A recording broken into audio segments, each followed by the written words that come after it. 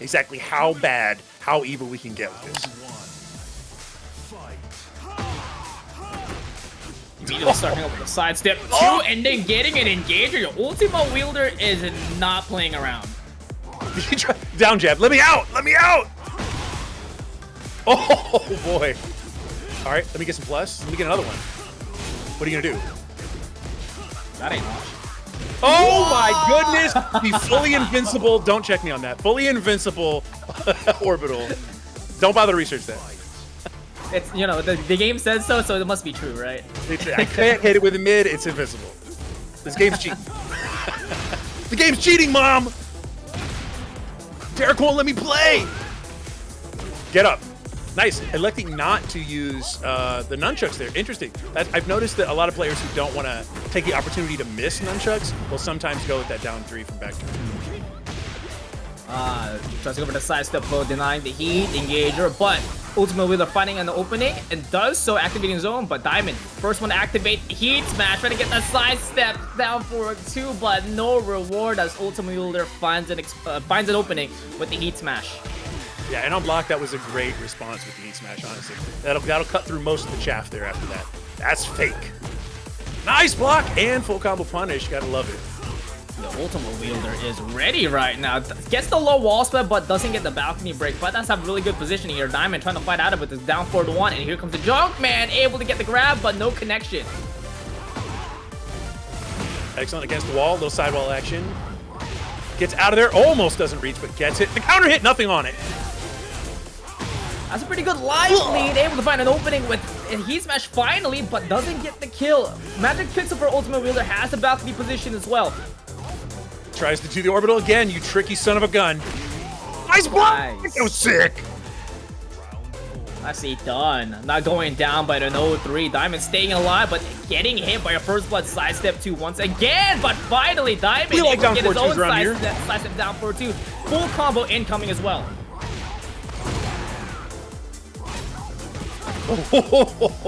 Almost catches him. Let me out. No, I'm tracking. Punish. Excellent. And we're +2. Nice low. Ooh, cut them out of it with the Pierce. To the low. Oh, nice and he response. wakes up challenging as well, like that. UltimaWielder realizing the situation, goes for the pressure with the heat smash, but Dymon goes for the response back up the Rager, but doesn't have it connected. UltimaWielder able to play the pacing game and secure game 1. Excellent patience at the end. Definitely a seasoned pressurer, not willing to just push every time it's your turn, right? Very smart. And hey, you know, you see the vision on the armor, or see the vision on the Rage Art, but just a little too clever for that. So yeah, UltimaWielder has Ultima, has the Moogle on deck. Was that costume supposed to be a character we know? Honestly, check it again. I mean, technically, that did have Sora's color scheme, but it wasn't Sora. Get ready for the next battle. To an extent, right? Yeah, not everything's perfect. It's no Soul Calibur on the customization, right? You can't make the exact copies. What's up, Ryoko? It is yes. It's Mickey from Mickey from Kingdom Hearts. Got it. Okay, gotcha. You know, it makes sense. Excellent. Ooh! I'm loving the down. Yeah. Very smart shot. The Diamond sidestep down forward 2s are Chris. Tries to go for it again, but no connection there. UltimaWielder still on plus range. Just goes for the down 3 to deny the 4-3 from Dymon. Ooh, okay. A little +2. 1. He's gonna do it again. Oh, nice! And you're toast. Toasted by electricity. UltimaWielder moving on convincingly after that first round here. Dymon trying to get that sidestep once again. Getting the opening, but what an instant Twitch dodge out of the wall running 1+2. Incoming for UltimaWielder. Able to get that down 4-2 once again by Dymon, but doesn't get the heat first connection. Oh! Again! Stepped behind. That was sick. We're paying bills tonight. Oh, get right up into that. Oh, he didn't believe. UltimaWielder on Magic Pixel still has the resources to make this comeback as well. Ooh, it evens right it up in the 1-1. Says open. Tekken God Supreme, these nuts! Get in there. Excellent. Great Nice. openings here by UltimaWielder. Nice armor to get him out of there. Dymon looking a little more present here, but UltimaWielder trying to shut him down. Oh, tries to get through that one. Almost gets through it with the orbital again. Barely clips him. Let's get some plus in there. Oh, the counter hit down forward too, taking him to the wall. Boom. Fight back out. Very nice. Headed back to neutral, but a nice tracking low. Watch it. Where you Getting going? a lot of health back as well, trying to catch him ducking. Oh, no punish! Too, but there's no punish. Ooh. But there is a counter hit on the down forward for an UltimaWielder. Add salt to the wound with 1 round left to move on. All right, floor's getting activated. Whoa! No, not the low getting crushed. Ooh, counter hit launcher. Let's spend this floor resource. Let me activate the heat first and then the nail from the Dragon Hammer with a little bit of damage with the wall ender. The block is in plus frames. Let's do it again. Boom. Big time launch. Still has a pick, so Don't push Dymon anything. realizes Don't you dare! goes for the low, and that sets up set point versus survival points. It's starting immediately. Nice, gets the low. And the block is there. More pressure counter hit! One more time to the mark. Dymon, huge counter hit opening here. Does gotta send him all the way to the wall as well. Activating the heat, a little bit more fire, and now Dymon has the life lead at the moment. Oh, pushing through. That's damage. Nice spending it. You gotta spend it too, brother. Nice sidestep on the down jab, but goes for the no break! grab with 30 seconds Oh, in. you walked up into that! It activates it, staying alive. Dymon finds an opening and extends gameplay. We're going to a game 3. Supreme knees. Oh, that was such an excellent adaptation. Honestly, having the 2 Dragon Hammer counter hits back to back on those separate rounds said that unfortunately it looked like UltimaWielder might have been just slightly autopiloting some of the pressure after whiffs. I know when you have a stance character like that, it can be a little tough to recover, like, you know, after a duck, and you're pretty much just hosed in a lot of those situations. But then being counter hits meant you were trying to punch out of those a little bit. So maybe you just got to calm it down a little bit, or else you're going to eat more of those. Yes, sir. Yo, speaking of Lars maintenance coming, little empathy with the 6-month sub. With description, just a go it. No, nowhere near. But Dymon gets caught ducking out of that uppercut. UltimaWielder has really good wall positioning. I appreciate it, by the way, Josh. Thank you for the sub. Pow. Says I'm getting serious about this now. Doesn't take control back, but the down jump doesn't try to get the heating gear out of the G clip, but no cigar. UltimaWielder exposing Dymon and getting the round lead back. Ooh, 4 of 3, able to get the counter hit and the tornado as well, bringing up the storm with a little bit of heat. With the low parry as well. Toe kick. Not in my town.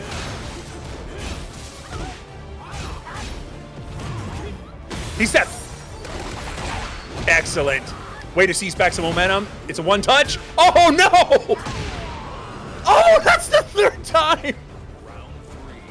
Are we adding a counter? That's 3 for 3 on the That's counter 3. hit. Take a drink. Yes, sir. But UltimaWielder says, I got a counter hit for you as well. Able to get the Don't you opening dare for step on me Dymon. again! Immediate down 4-2 once again. Get off. This music's going hard right now. This is epic. It's really fitting, actually. I'm talking that time told you, Dymon down 4-2. If it ain't broke, don't fix it. He's gonna keep on doing it. He knows you're gonna down jab. You've done down jab too many times. The defense though, able to get the Dragon Darts, get him out of there, trying to get another down 4-2, but UltimaWielder does not give him a chance. UltimaWielder sitting in set point once again. Let's see, do you have the HP to survive this? Unfair boss fight. Let's go. Did you grind? No, level 1. Critical mode. Oh my god. So level 1 run. Let's go. Gets armored. Uh-oh, not the way to step. UltimaWielder able to find an opening and get the 4 bursts as well. Now look at this combo. They should be standing all the way near to the wall. Nice patience by Ultima. Putting a wrap on this. Is the bow going on? And it is toast. Heat smash to finish this off. Mickey Mouse is in town. All right, let's go. We got the in lead. there. I am a big fan already. This is my favorite part of the tournament. Early brackets, it's that Fujin action. I want to see the Blues just smack each other silly. Speaking of Blues, you got yourself a little bit of a Starburst, rewarding, and of course, Niijima not challenging the 4-4-3 to able to get a guard break, but doesn't get the round just yet. Able to wake up there, but what's the response? Falling down there. Very nice. Kind of bullies a little bit. Let's see if he can keep that momentum going.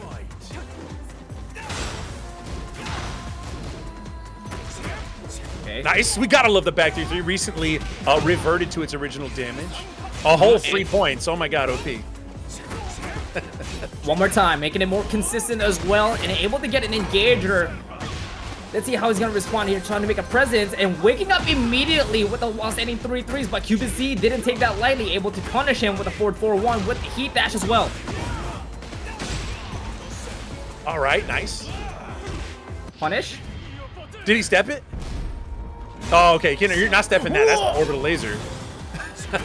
He could have just punished him, though.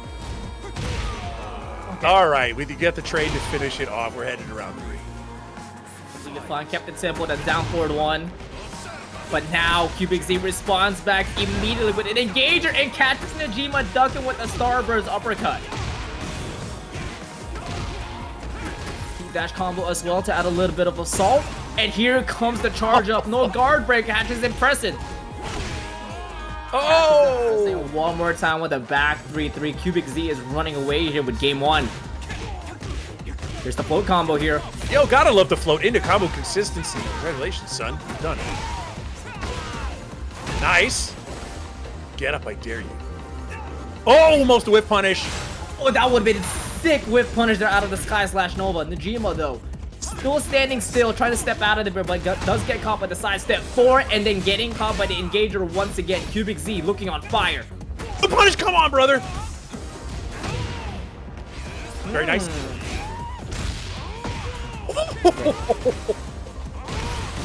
Okay, there he is. Pulse blast, but drops the with the heat dash. What is going on? He dashing upward 4, what?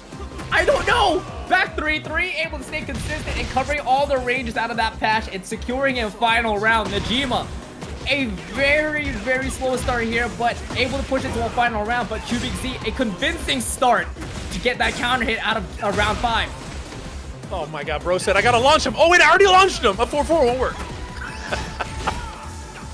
And no, nothing left in the tank. A near perfect to finish that one off. Niijima, unfortunately, with the momentum shift there at the end, dropping a very easy combo, and maybe a little bit of mind breaking happening there towards the end, because QBZ had that first and last round looking very dominant. Let's see if that momentum continues.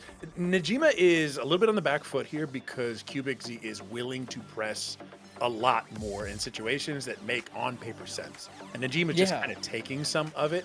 I did not see a lot of down 3. If I'm like, down 3 is one of those core identity buttons that's going to get you out of trouble. It's possible that Niijima doesn't have the down 3 follow-ups sort of ready or locked and loaded or feels confident about them, but not being able to throw in some of those high crushing things can get you in trouble a little bit. I do like the throw in plus situation to beat the armor. That was really smart.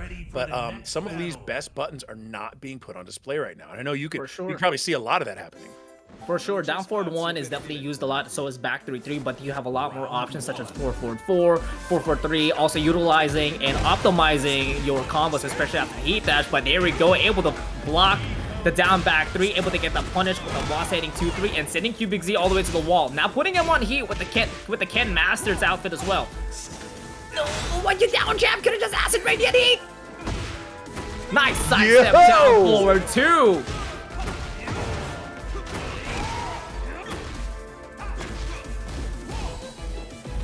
Oh, Oh man, even a 1-2-4 would be good. You got to punish those.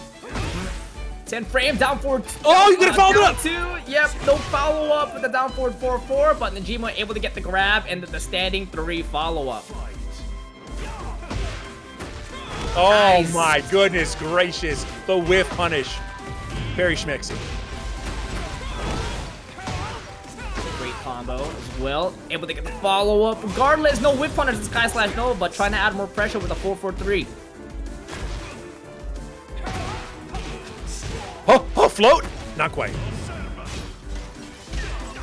Do not get hit by 3-2. If you get hit by 3-2 again, I'm gonna lose. I swear to God, I'm gonna lose. Oh, you may be losing a lot of health bar as well, because Cubic Z sends Niijima all the way to Violet Systems and next to the wall as well. Oh, not the follow-up. No! I hate it here.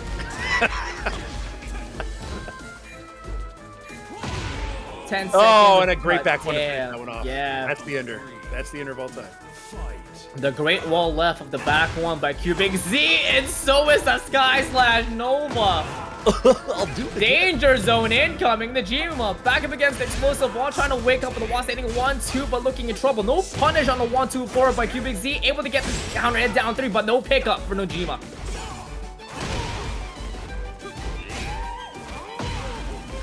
Very Not nice. expecting the grab. Okay, out of the 1-3-4, Cubic Z waking up immediately with the get up kick 3.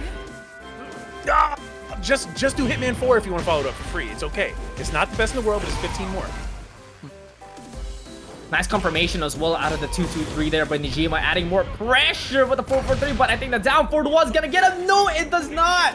Down forward Damage one reduction, leave wearing the Cubic mithril. Z with the 1 pixel. And this should equalize the health here. Don't shoot him. You need him though. Hit him You with the need old him. 1-2.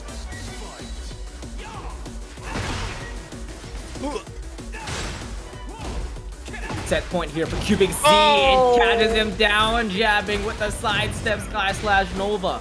Putting Niijima back up against the wall here with heat activated.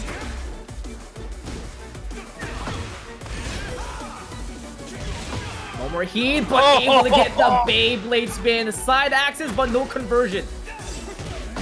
Nice! All right, we're back in business. Unless you hit by 3-2. And the business gets shut down. Unfortunate. Well, I mean, not if you Cubic Z. Very fortunate. 2-0, finishing that one off very convincing. Very easily. But we're gonna moving on to another stream match coming up. Marcy and Coker are ready to battle it down, and we're ready to watch it down. Let's get it going. Palm of your hand. Oh my goodness. All right. Raiden custom? Very nice custom. This custom is sick, man. What the hell? All right, couple royalty up here. Emperors vying for power. Nice, good follow. You could say this one's the Elder Goddess. Oh, yep, definitely that Goddess launcher there with the back wall +2 catches Coco stepping, and now we're on the corners of corners immediately. Realizing the situation, goes for the heat smash to add a little bit more pressure and able to get the grab afterwards. Good punish. Speaking of, I love to see it. Get on the ground. Step, step. Oh no, the Goddess kick able to connect with the wall split, but there's no optimization. But Coca not slowing down here, but Marcy able to get control back with the down jab. The raccoon swing into the pickup, but no follow up. Oh, Brother. no way. All right, chill. A lot of spaghettis on the floor, but able to get the pickup. But you know what, Marcy sidestep into the electric, I but saw able to the get move. the ender. But unfortunately, it's you who's going through the wall. You thought. Uno reverse card. And tries to get the very sneaky pickup. Coco trying to reset the combo, but the AOP able to evade the damage. But what is going on? What the hell? Doesn't go for the dash, but will do so there to add a little bit more pressure. Nice block out of the side step for Marcy, still staying alive, able to get the third strike parry into the sweep. No punish to the Jewel Snatcher, but the AOP sidestep able to evade all the strings, and Kokwa Senna is sitting on 2 rounds, but Marcy able to double down on the round start electric and sending her down in the cursed cave. All right, take it to the wall. Keep that open. Very nice. Launch, but Kelly roll, not able to crush that one this time. Back turn sidestep is paying dividends right now. Like so! Nice duck! Unfortunately, I used my reverse card. You fall for my trap. Again. Cali roll it is. 20 seconds left. Activating the heat. Imagine this is going to be trouble for Marcy as Kokosena able to use that Wishing Star Nova and able to get the wish indeed. Says a nice forward 4-2, but I've already drawn. Use the Virgin and use the chat. Damn. 3 rounds straight for Kokosena. Looking pretty clean here in game 1, Kai. And it really is. Honestly, Marcy is just a little too ready to push buttons in times when Kokosena is like, yeah, but see, I was back turned, so you basically aren't going to hit me, and I'm going to get under that. I'm going to get under that. I'm going to get around that. A lot of slippery movement, a lot of slippery movement, and you got to watch that. You got to let them sort of give them enough rope to hang themselves in that situation. Don't get too antsy. You've already seen the results of the ants in the pants, right? You got to get the ants out of the pants. Antsless pants is what you need to overcome this. Let that Xiaoyu flop around a little bit, flail around a little bit, and then punish the results of that. Yeah, don't mash the pacing. Sometimes you gotta slow it down for yourself as well, realizing what could possibly go wrong just like that. You know what? Don't slow it down. Never mind. I don't know what I'm talking about. I mean, honestly, Full on Hwoarang acceleration. is a great move against that. That's a ground hitting move. You're not getting under that. Definitely need to use that a lot more, but the Storming Flower here by Kokosena doing its dividends, able to get the wall splat, but does push them away out of the position. And again, getting around it. When he's back turn, you can almost expect the side steps until you show them they got to do something different.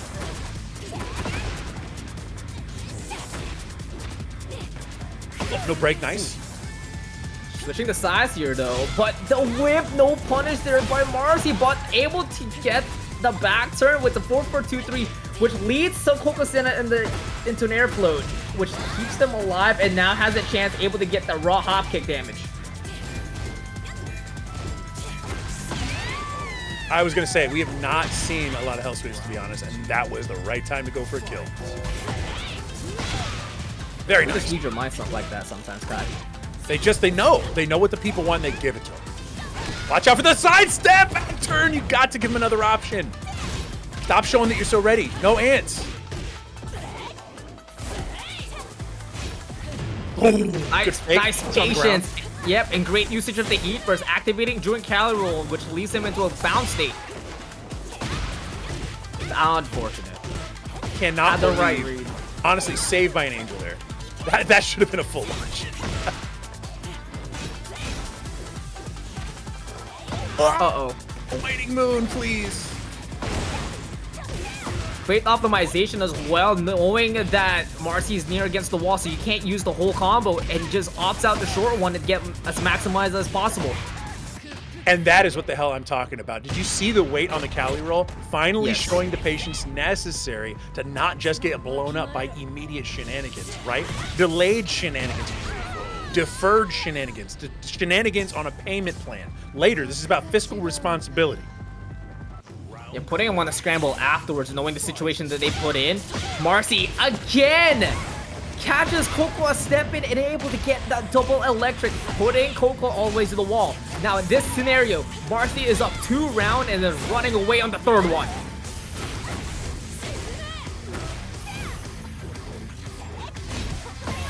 No, but unfortunately, a little too patient gets caught by the oh, very nice sidestep, putting this one to bed 3 rounds straight. Marcy looking real good. Has the adaptation been made? Has this puzzle been solved? We don't know. We're about to find out next game though. But great adaptation there by Marcy.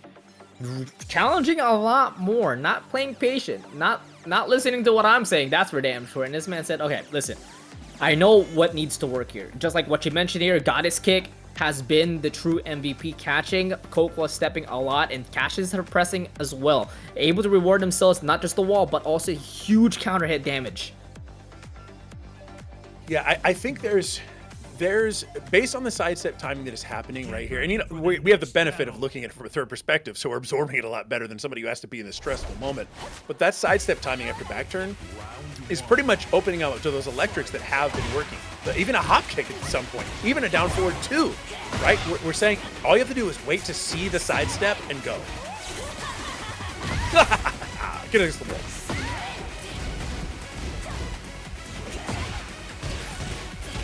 That has been working really well. All of those are guaranteed, but a little too calm there as Coco sneaking it all up with the wake up while standing 2 counter hit. You thought it'd be waiting move. You were wrong. Plus frame mix. Great. Man, that happened a lot faster than some of you guys might have seen. Tried to do the homing move, but it was a high, so the calorie roll got under it. But that was such a smart call to try to use the homing on the sidestep, but it just was the wrong type of move, wrong move properties. Good decision. Let's see if we can make it work for real now. Yeah, Marcy trying to reset what happened on round 1, but in disfavor. Forward air and adding a lot more plus frames here, but Coco is switching the sides one more time. Cross-lifting palms catches Marcy stepping one more time, and Coco activating the heat smash, and it's gonna whiff right in front of Marcy, and they're gonna take all responsibility of that loss. Marcy equalizing the round here on game 3. Yes! Counter hit. I can get low too.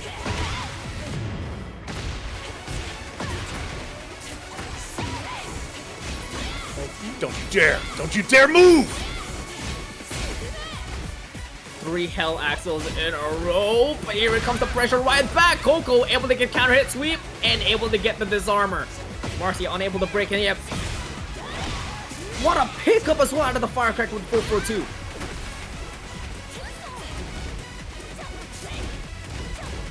Yokai, they're actually sidestep. It is out. Watch the step. Yes, there you go. You need the mid homing. Even your own sidestep and hop kick. Very nice, Barry. Get off. Back wall, great wall left. Activating the shooting star Nova, now has the life lead. 5 seconds left to click, and the 443 counter hit into the low follow-up pushes us into a final round situation for Coco. Marcy responding back with a goddess kick 3 times in a row, 4 times in a row, but not the 5th.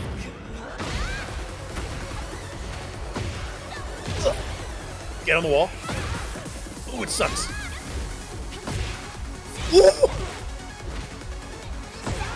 No breaks in this town. Yeah, definitely Ouch. seeing a lot of throws handing out, and the trade, and Marcy loses the heat smash. Oh, right the last hit! Damn. Will we see it though? Yes, we are. We are going to see an Alisa versus Alisa, Nick RM versus Red Bull's own Kodokoro. Let's go. All right, take a swig now. Let's get activated. Hello world, immediately. Let's go. No, all right. Some calm play. Everybody knows our buttons. Shining the shoes immediately, going for destruction stands, but Kodokoro ain't having any of it, and uses her own with the engager. Let's start it off here with fire.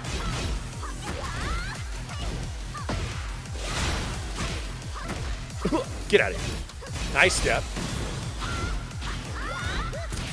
Almost gets under. Oh, but she goes over. Kodokoro gets exposed by that down forward too. Nick RM able to push her to the wall and activating heat as well. Not getting up into that. Very nice. 20 seconds to play. Both of them on equal health. A lot of great health to recover, but Kodokoro's instincts with that low carry is on point. First round goes to her. Man, excellent parry there, and right when you needed it too. Right, that's a kill confirm one. Going all the way. Wake up into this, or don't. Just get hit on the ground. It's cool. She's getting Nice low, but not that time though. Cuddlecore ready for that string, able to punish him with the back 1-1. Both of them activating the power crush, but Nick RM able to get the better deal out of it, but Cuddlecore able to get a different kind of deal of the heat engager, regaining a lot of health back. My goodness gracious. Ooh, oh, the duck is there. Honestly, using that button a little bit too much. Yeah, Cuddle's not going to fall for that too many times. Yeah, there's been a lot of down 4 action here by both of these characters, but Cuddlecore definitely ready to stay ducking and punish it after the down 4-1.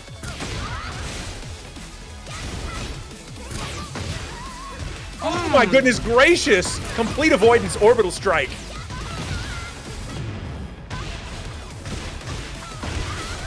But to the wall, flips her over, and Nick RM staying patient out of the Oki situation might pay the price here as Cuddlecore able to get an engager once again with the wall slide rewarded. First Hello World incoming. Nick RM doesn't want to say Hello World as he says good night as Cuddlecore closes game 1 with a clean no round brown. Yeah, and I think what we're seeing here is, I mean, obviously we've got like national level talent, right? We got Cuddlecore on stage against another player that doesn't seem to be a slouch, right? I'm cutting through ranked. I'm God of Destruction. I'm Nick RM. But the problem is, it seems like Cuddle just has too much character knowledge for Nick RM to really be getting away with it. The kind of things that might get, you know, a win with Alisa, right? They're not gonna necessarily send you through to a free sandwich. All right, Cuddlecore's gonna be able to sniff that out and say, hey, no, you gotta pay your bill. Or literally lights out.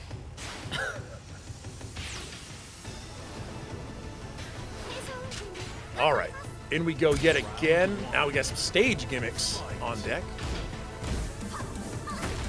A lot of breakable walls incoming here, but also a lot of back ones throwing out. Nice down jab to deny the wall running too, and able to convert it to a combo as well.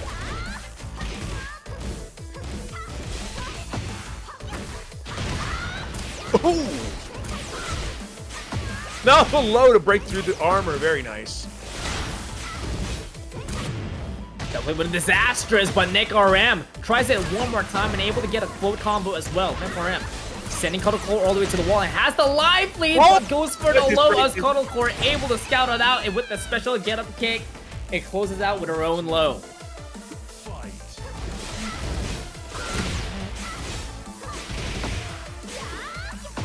I'm behind Nice. you. Nothing personal, kid. The upward one unable to finish the combo though. Nice backdash out of the down forward two with a simple punish at the down back one.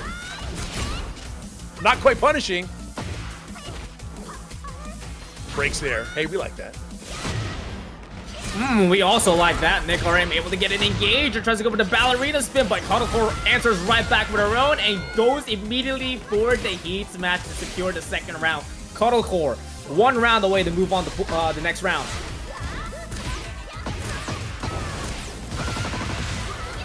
Goes for Heartbeat Disabler, trying to stop all the momentum here, pushing Cuddlecore all the way to the wall. Nick RM doing a pretty good job here, stabilizing his position. But what can he do? Tries to go for the worm virus, but does not press on the second part. Just cannot get past Cuddlecore's defense right now. Looking for some hits, but they're just not happening in a substantial way. Look how many times that Cuddlecore is backdashing away and able to get that whip punishment. Oh man, that could have been bad. All right, you know what? There was something to that, but unfortunately, flying chainsaws do beat rock. That could have been catastrophic. Uh-oh, back 3+4. Unable to get the full combo, but still able to get a good amount of punishment incoming for Cuddlecore. Again! That simple backdash into punish with a back 4. Armor coming right through it, tries to respond right back as Cuddlecore denies it with a low. Nice. No life to get back though on that engage. Well, goes for armor of their own. Cuddlecore staying alive here, so is Nick RM. 20 seconds left to play. Back up against the wall as Cuddlecore has all the resources they need. But Nick RM commits on the string and pays the price as Cuddlecore closes it down with a quick 2-0. For the next battle. Hey, we can get back to saying debug. I will feel pretty glad about that. Round 1. All right. Or we can raise up the volume with make some noise here, but Anakin going with the Tekken 7 outfit, and we're gonna get it programmed with the uppercut right out the gate. Already downloading some files and putting OnlyElectric to the wall. Oof. Can't step that. Frustrating Can't break move. that.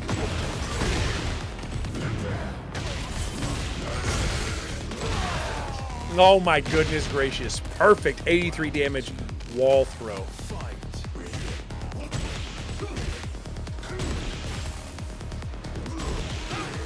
Yo, Anakin. Hey, you know what? Here. Good punish.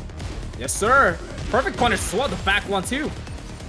No breaks again. Here comes the Volcano Buster for Anakin. And then run up and catches OnlyElectric pressing with that programmed uppercut one more time. And grabs it again and sends it to the wall. Anakin with two quick rounds here in game one.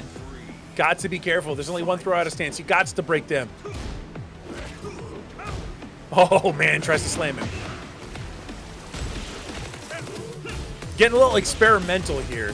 Anakin sensing that there's perhaps a power mismatch.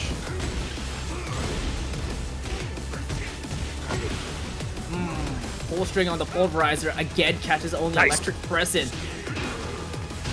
First sweep of the night, and immediately taking away the lava away from Anakin.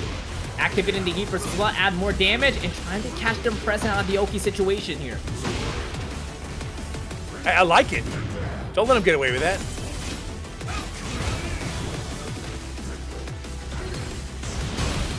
Oh, Make some noise. First one and backdash out of the way out of the guard. Nice confirm. No punish, but yep, great confirmed out of the flash combo.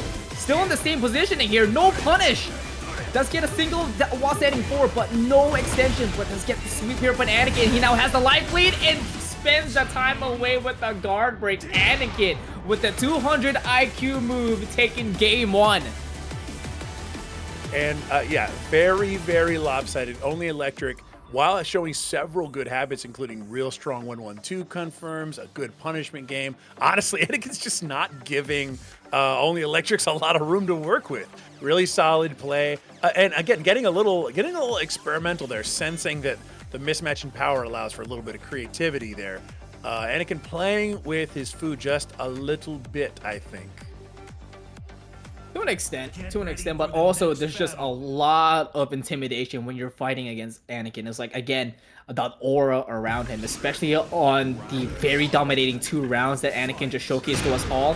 It's definitely a star, but he tried to do it. He tried. But he saw the Red Bull fridge behind him and got psyched out. This man said, yo, I'm getting that. I'm getting me a can. I'm getting a can. Like, you say I can't get a can? I'm getting a can. Nice wall carry as well. Doesn't get any follow-up, though, as Anakin tries to catch him pressing with a 10-frame heat smash, but he does catch him present out of that guard break, and that's going to seal the deal as Anakin extends the round count. Oh, man, the block, but nothing on it. No punish. Add a little bit of volume once again out of the make some noise, and trying to deflect with the Gamma Bubble. Nice!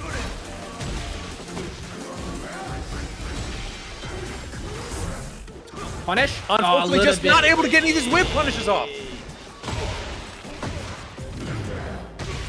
He's letting Anakin do whatever he wants.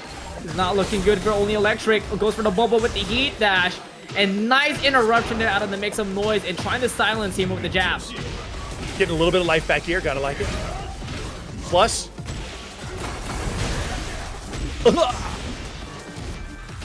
Oh, man, tries to get fancy there. Nice break. Can we get around? Can we get a moral victory? Oh, nope. Oh, sneaks it out. And of course, you'd go low. Round 2 goes, and we're on to what could be the last. Tries to go for another round, start down forward 2, but no cigar there as Anakin sitting on a set point here and immediately making a statement with that low parry out of the hell sweep and taking away the floor.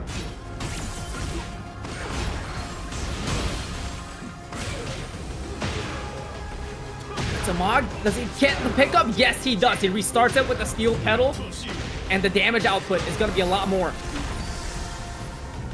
Nice. Oh, again. Hey, that's that big. doesn't press it on You the need one more wake-up. touch. So if he went for steel pedal again, that could have been a round. Anakin on rage, spinning the bubble. Ooh. Oh! Punish! No!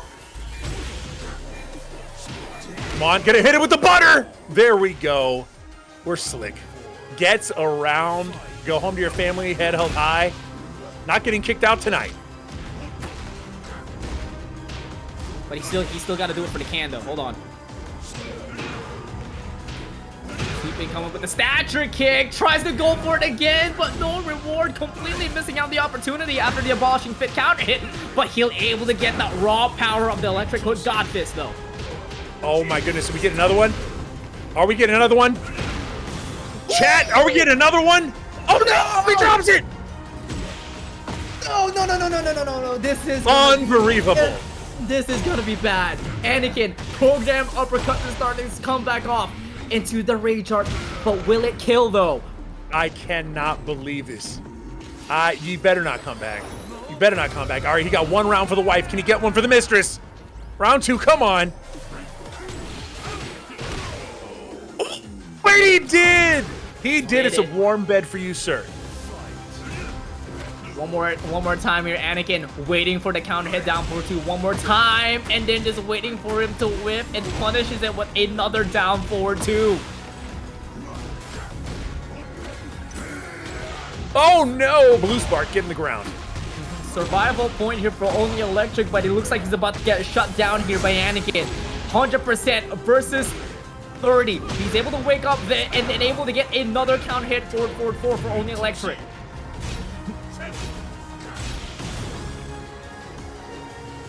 Come on. 1+2.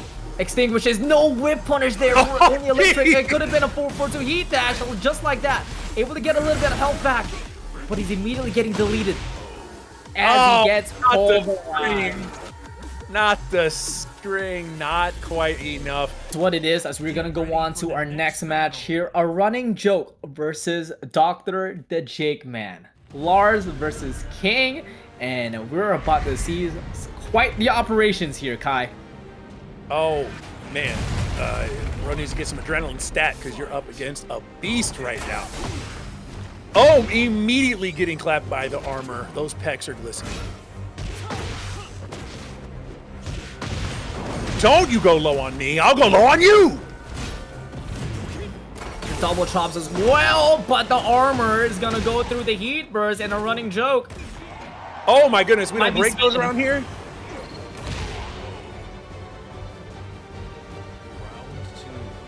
The spirit of Tomoriru carries on Dr.theJAKEMAN with the giant swing. Able to get the twitch duck, but no punish. Oh, Down excellent. forward 2-1 with a counter hit as well. Dr.theJAKEMAN catching running jokes timing right now. Oh, Step. step.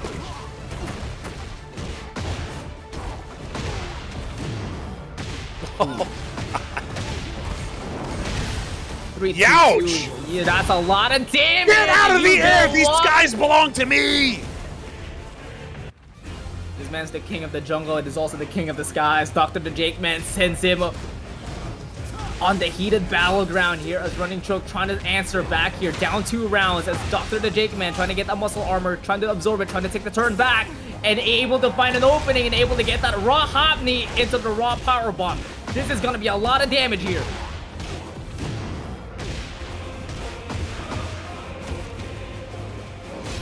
Get up if you dare. That's not what you were looking for. That push is so good. Running Joke in trouble, but able to find an answer with the G-Clef. 1-1-1, able to get some health back, but he stays up on against the wall and gets caught by the RKO. Dr.theJAKEMAN listening to the voices in his head and able to get that victory on game 1. Oh man, and the back turn wake out of hitting right in the coccyx. Coccyx in the throat. Man. Man, that was absolutely brutal. JAKEMAN had that one on lock pretty much the whole time. Excellent confirms, strong combos, pretty much just a clinic on how to play the game with the Catman himself. RunningJoke, I mean, honestly, didn't even get a glance of daylight to make anything serious happen to that one. It is coming apart at the seams. RunningJoke is honestly gotta try something. Start throwing stuff against the wall and seeing what sticks, because you gotta get in there. Throw in a couple dab jokes in there if you need to. Dab jokes always work. Counter hit again with an engager for Dr.theJAKEMAN. RunningJoke back up against the wall and able to fight out this time. Nice. Let's get a little life back. Very nice. Excellent. And we're in heat this time. G-codes. Don't you duck.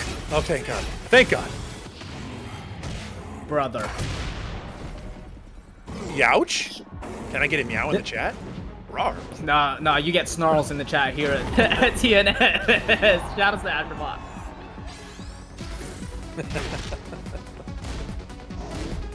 Dr.theJAKEMAN, he has the life lead now after the Rage Jar, but what a scout out of that low, and Dr.theJAKEMAN steals the first round of game 2.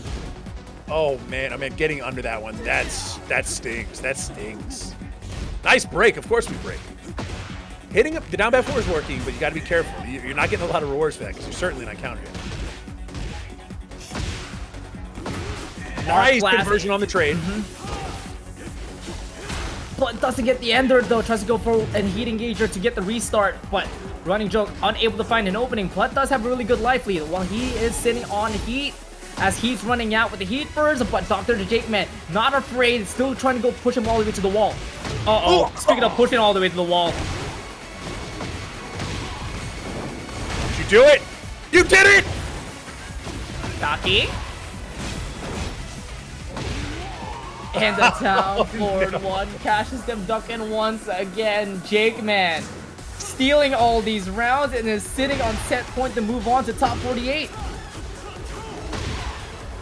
Getting a little bit too ready to toss out those strings. Starting to become desperate here, and JAKEMAN is smelling the desperation move out of the RunningJoke. Once again, activating the heat burst for once he's back up against the wall.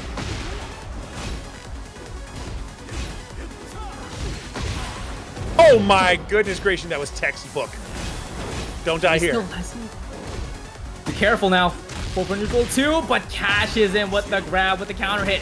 He now has the life lead though, but goes for the alley kicks, but doesn't commit. But the second one he will, and once again, JAKEMAN gives the prescriptions to the RunningJoke and steals game 2 away from him. Tekken Never Sleeps. I hope you had a great stream as we were about to give you yet another heavy-hitting match here. NG Obscure versus TrizzyTheRapper for our top 48. Let's get right to it, folks. All right, we're rocking and rolling here. Good stage. It's still a classic banger. The Dr. Eggman costume as well. Literally an Eggman. Holy smokes, that movement is dangerous. Oh, that timing is dangerous as well. Obscure able to get that down forward 2, but unable to get the tornado flip with the upward 1. Just look how patient Obscure is playing. Doesn't overly extend on the strings, but TrizzyTheRapper able to get that sidestep into the cross-sword, heat that, and immediately using the Rage Art. Yeah, I'm okay with the health deletion. I'm okay with the health restoration. I think sometimes you got to spend it and not be too precious about saving it for just the right moment, right? Ooh, no, gets loaded, but no danger. Good break. Very nice counter. Flashing steel. This is going to wait to the wall, and this is going to secure the round. TrizzyTheRapper cuts Obscure down here in round 1. Excellent. The jitterbug. Gotta love that movement. Nice block. Oof. Coronavirus. Holy smokes, into the combo. No punish there out of the hot knee. They're unfortunate to NG Obscure, but TrizzyTheRapper still moving and stepping out of their problems. Oh, we jab interrupt. Yes, sir. converting into a float combo here. Doesn't get the wall carry, but does get the wall splat as NG Obscure gets caught pressing. Don't you do it, you son of a gun, you pushed. 2 rounds up now, Trizzy looking pretty good. Trying to get that uninstall turn back here, but TrizzyTheRapper might as well make you uninstall it, but NG Obscure fighting back here, able to get that heat engager at the other end, but the challenge here by TrizzyTheRapper with the hop knee and able to play that keep out game with the counter hit sweep. Looking troublesome here for NG Obscure. Oh, tries to get it with the open joke. Doesn't quite work. Plus frames, safe, high. Oh, through the wall with the unblockable. How unfortunate. To be able to convert it into a full combo, but misses out on the stomp. TrizzyTheRapper able to get out there and trying to put on the offense of the zone. And the sidestep, one jawbreaker breaks NG Obscure's hopes and dreams of the comeback, and Trizzy closes game 1 with a no round round. That is that is definitely a Tekken level customization. I appreciate the Eggman there. It works on multiple levels, as they say in the business. Oh man, have you seen Trizzy's customs lately? Some new ones? No, not for a little bit. Oh, you're in for a treat, Kai. I'm in for a treat. It's going to be custom night at the Apollo. All right, let's rock and roll and see what we can see out here from these costumes. Get ready for the next battle. It's custom night all throughout TNS. Big shout outs to Ling and to Joe Crush for having fire costumes. All right, Mysterio. I'm feeling it. Dude, this is one of my favorite customs that Trizzy has. This is so fire. Speaking of fire, bringing in the damage in with the hop knee and spending the heat burst, putting NG Obscure all the way to the wall.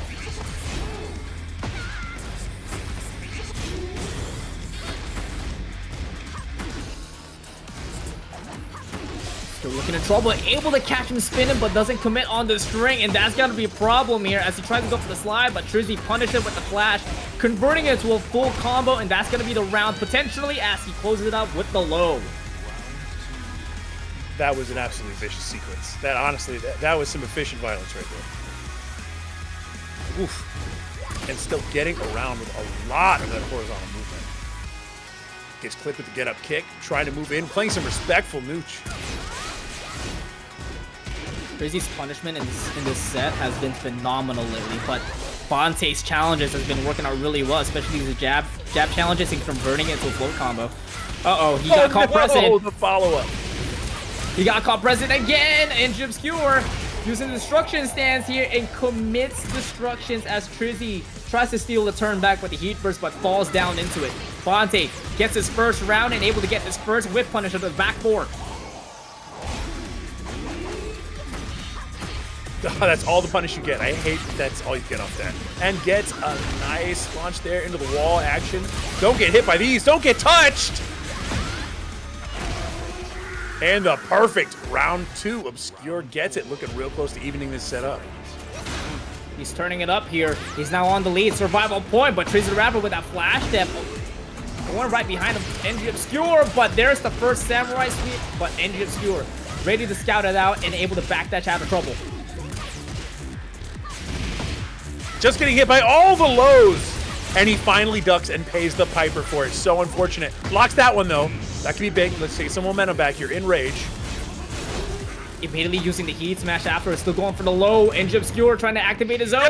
But it's going to whiff as TrizzyTheRapper puts on a scenario and is pushing us into a set point versus survival point with the conclusion of this rage art. Man, bro said don't ever put me in a situation. Nice counter hit to start things off. Get crushed. Flashing steel, the cold steel piercing through NG Obscure immediately. 50% gone. Don't push a button, you'll get hit. Punish. Nicely done there, but spins away out of trouble here. But also, NG Obscure activated the afterburn and is trying getting away out of his own troubles.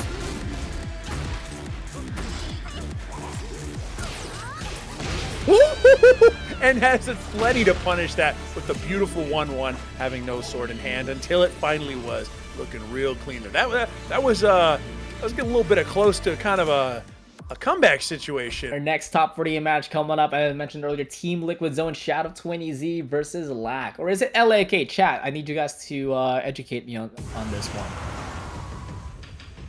Well, the LA is silence, just K. Oh, that's true. Okay. About to hit one with the K response here.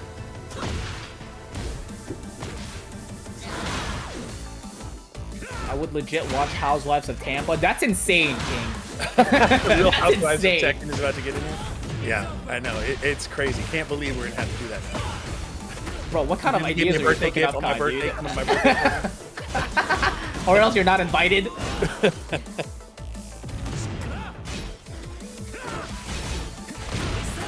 Oh no! You tried to step in unsteppable.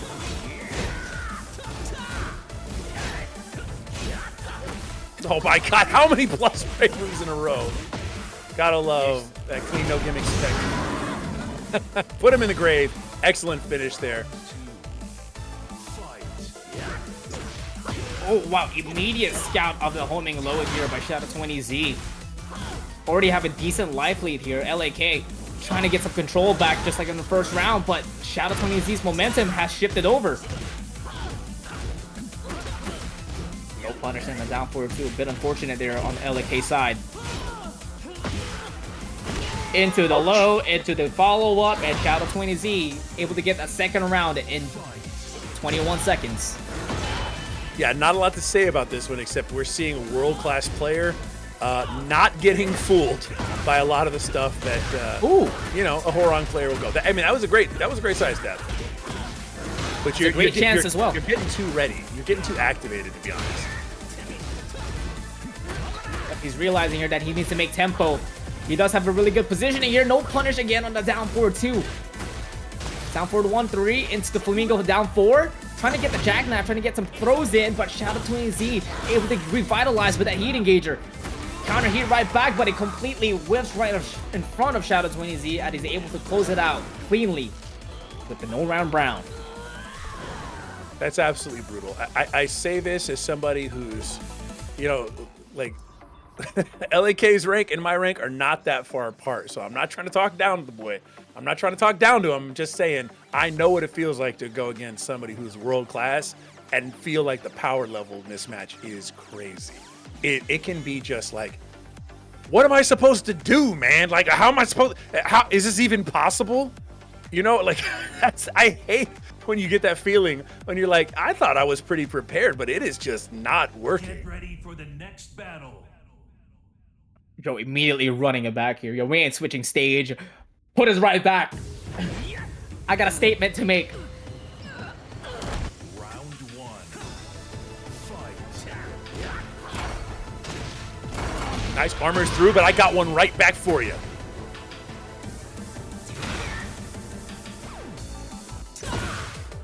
Oh my goodness! Blue spark. Relax. Started. A little bit too late here on the backlash. Shadow20Z is about to fall down here in the first round as LAK is about to secure the first round, but Shadow20Z activating the Rage Art, just postponing it potentially. That's a lot of damage here. Shadow activating heat, and so does LAK, matching up the tempo, but no cigar there for LAK. Catches him stepping with the heat smash. Shadow20Z again stealing it once again. LAK tries to start it up again with another Just Frame Skyrocket, but the down forward 2 will just do for Shadow20Z.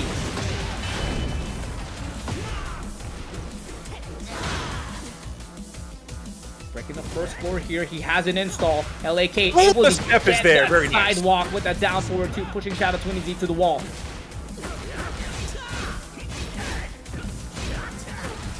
Holy smokes. Big frames. Rock and roll.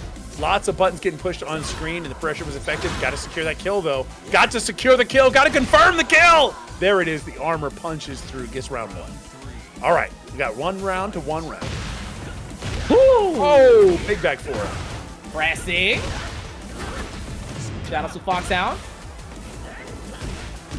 Uh-oh. Right in the back. Trouble.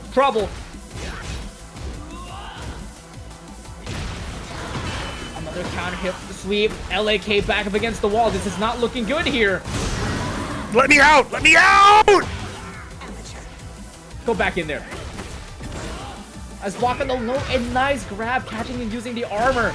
He now has the equalization, but immediately falls down with the double low. Shout out to Z. 2 bubbles up on the board once again as LAK starts it off greatly with an engager. No punish! Come on, brother, man. No punish there also, but at the down 3-4, but LAK uses the power crush to get out of trouble. Very nice. Speaking of a punish, we like to see those. Unfortunately, the drop. We don't Get on like the ground, to see please. those. If you could, get back in your home. You too good for your home?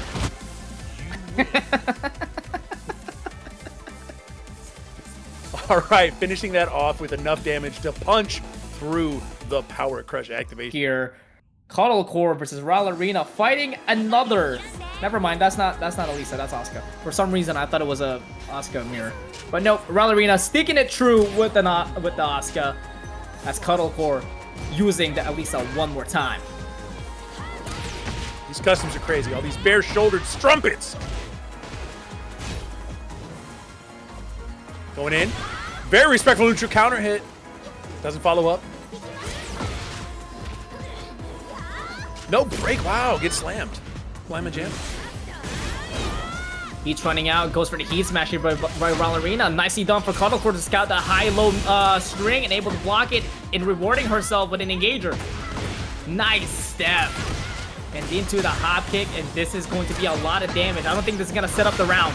Goes for a hard beat disabler, but trying to disable the rest of the life at the moment, and will do so with the down 4. Yeah, I don't think you're legally allowed to win a round with that name, so we're going to see how this goes. Could you imagine? Like, I actually think, I mean, people say there's no per point of discrimination, but I disagree. I think this name, it might be the first legitimate case. Hard beat disabler, but leaves on a magic pixel every time. It's like false the step is there. The back turn to swell 3-1 into the heat smash, all guaranteed if I remember correctly. But that leaves Ralerina with only the install. But as Cuddlecore sits with heat, but she does get hit by that can. Ralerina looking pretty good here with that opening, but keeps Cuddlecore alive, but immediately close out the distance with the jab one more time. 1-1 here. Awesome, thank you for being a hero and donating that first $5. I know it's just going to be the start of a trend. A start of a trend. He's a trendsetter, everybody. Do what he does. Yo, mash it, folks.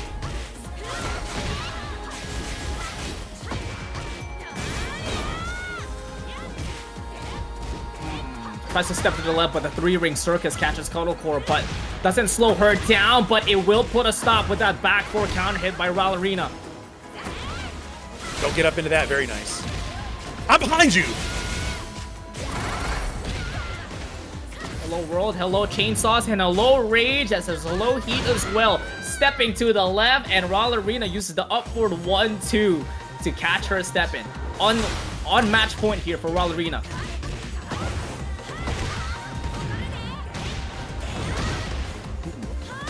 Ouch. Right back at you, Chief. Driver. Hold Heat this. is gone.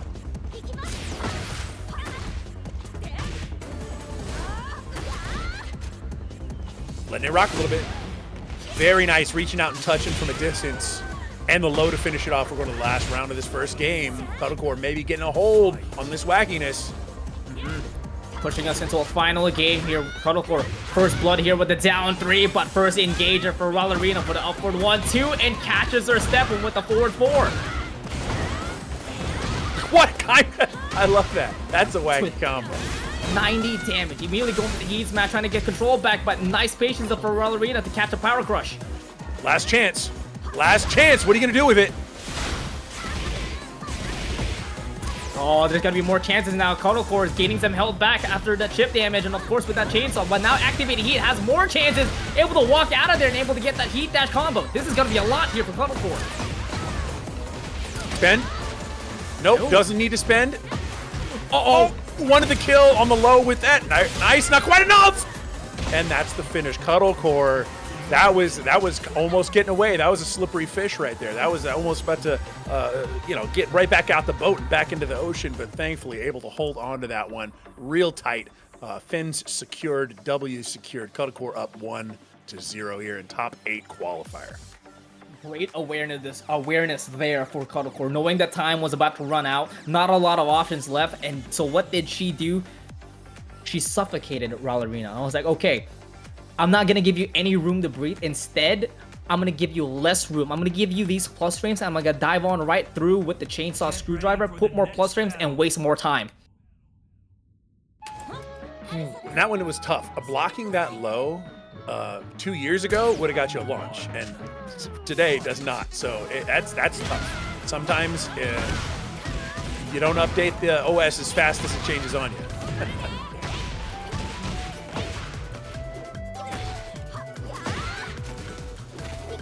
Princess on the second hit, down forward 1, down forward 2, and that's gonna reward Cuddlecore with the side switch and able to get the hell sweep. I'm behind you. That's tough. That's a heartbreaker. That oh was no! also... Speaking of heartbreakers, okay, we recovered. It's all right. It's all right. It's all right. False alarm, folks. False alarm. Uh-oh. Speaking of false alarm, smoke alarm here as Cuddlecore back on heat, and Ralerina is not waking up the right way they want to. Ow! Right in the kisser. A clean hit for Cuddlecore. Steps on through, but doesn't have it connected. This is gonna be a bound combo as Ralerina activates heat while Cuddlecore's in the air. Rocket Punch to get out of trouble. Steal to turn and able to convert it out of the float combo. Cuddlecore on game 2, sitting on 2 rounds up and 1 round away to move on to top 8 winner side qualifier. Starts off with a down 3 and able to get that keep out one more time with a heat engager. Hello world, and hello wall. Get aggro. Oh, she definitely heard you, Kai, as Ralerina on range. Yeah! Exerciser, absorbing all that damage. Able to get some health back also. Does put him on an install, but sitting on 30 seconds with a little bit of rage. Where's the touch? Have you got the touch? That block was sniffed out from a mile away, but the hop kick seals the deal, and there's no point in crying over spilled milk. Cuddlecore moves on 2-0. We're gonna get the cross up, the mix match. Divine Exorcist versus Fisherboat. Let's get it going here. Who's gonna be moving on to top 8 winner side? Is that Jack from Jack in the Box? Let's go. I have no idea. Oh, well, I couldn't. Uh-oh. I mean, that Chipotle coin is throwing me off. It can't be Jack in the Right? Box. This is mixed branding. This is the kind of advertising corporations have been looking to pull off for years. Synergy going crazy right now. Uh-oh, able to make some noise, but doesn't convert into a combo, but catches Divine Exorcist, duck it. Fisherboat drilling them through, breaking the first wall, but does leave him on a little bit of sliver.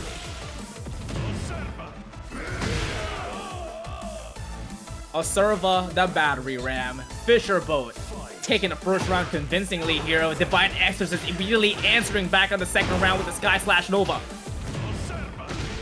And we're all the way there. Love to see it. Oh!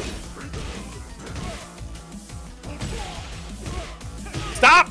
That's my toes!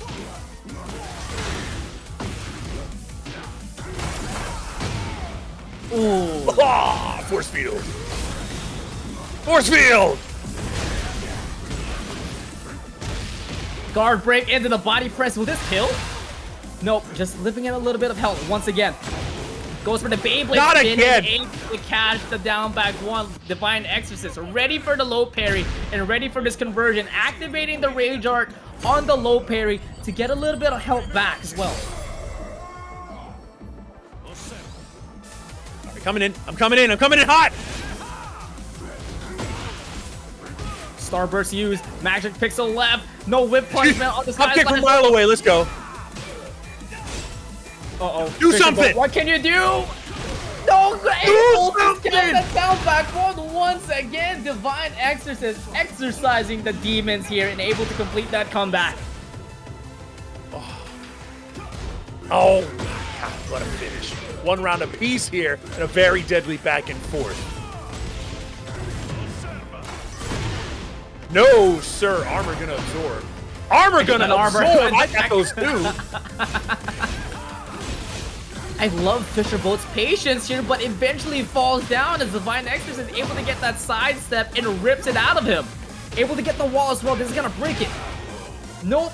Doesn't break the wall, but breaks his spirit. Divine Exorcist able to get the lead here, 2-1. Oh man, Divine Exorcist has put some fear into Fisherboat. We're seeing a lot more of those 2-1s now. A lot more careful, considered, safe, neutral. Not so many low pokes now.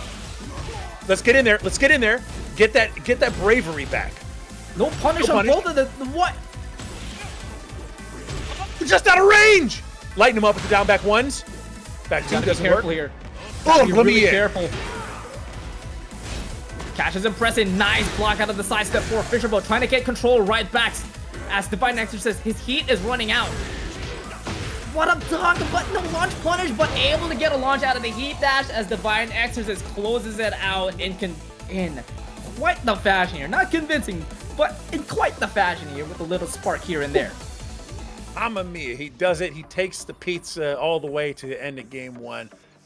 Beautiful, beautiful finish. Honestly, Fisherboat was lighting up the toes with all those lows, but Divine Exorcist said, look, man, I'd appreciate it if you just maybe stop, rubbing my toe knuckles there. That's not a friendly action. I don't appreciate it. Let me start making you play some mids. And you saw those 2-1s in round two, and then finally get a little bit of that bravery, but not in enough time. Fisherboat can't make it happen there. And the thing is, Divine Exorcist is also trying to adapt in real time, using that orbital engager right from the get. But now, knowing that he is in the position of intimidation, he's gonna try closing it out here and using a lot more counter hit moves, especially that down forward too.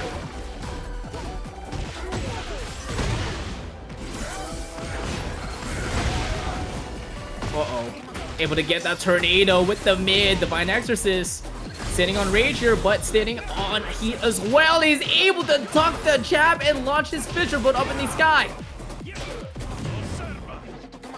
Oh, just out of range. Don't get touched. Plus? More plus? Sorry, buddy.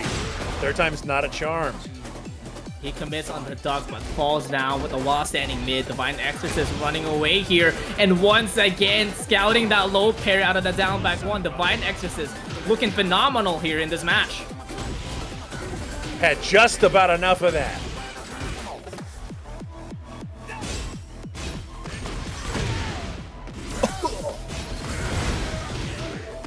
Nice engager right back at you. Divine Exorcist immediately trying to still turn back with the Starburst uppercut. Nice bubble there and converting it into a heat dash combo. This is going to be a lot of damage on Fisherboat's side. And a good amount of wall carry as well. Still managing to pick up that wall combo even after the whiff. Oh man, cannot punish. We're good break. Excellent. Skill of space, tries to step, gets clipped. Running out of life. And yeah, that one, that two piece is going to put that in the box. All right, one round apiece here. Fisherboat looking to stay alive.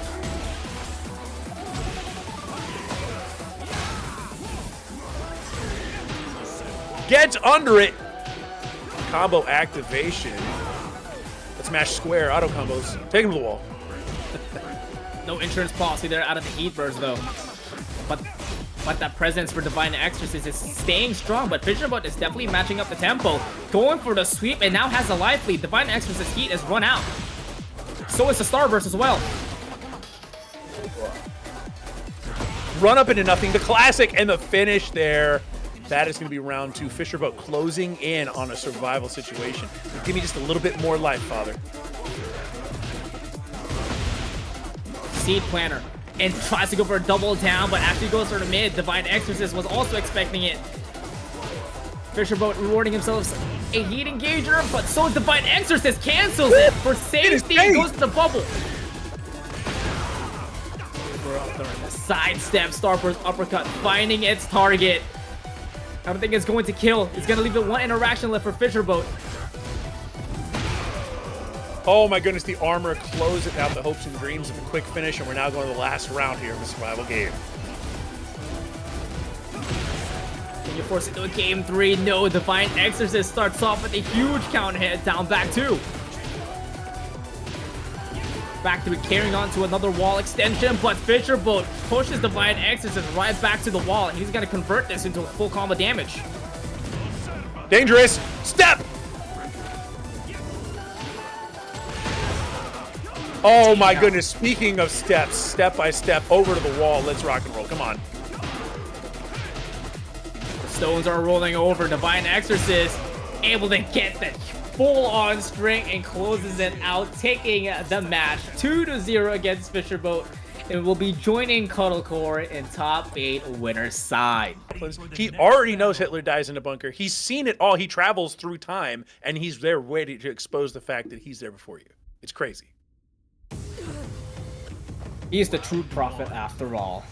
But Peeling, not with the Ling Xiaoyu. He's been experimenting with the Zafina. He's gonna try to experiment here against the best in the West.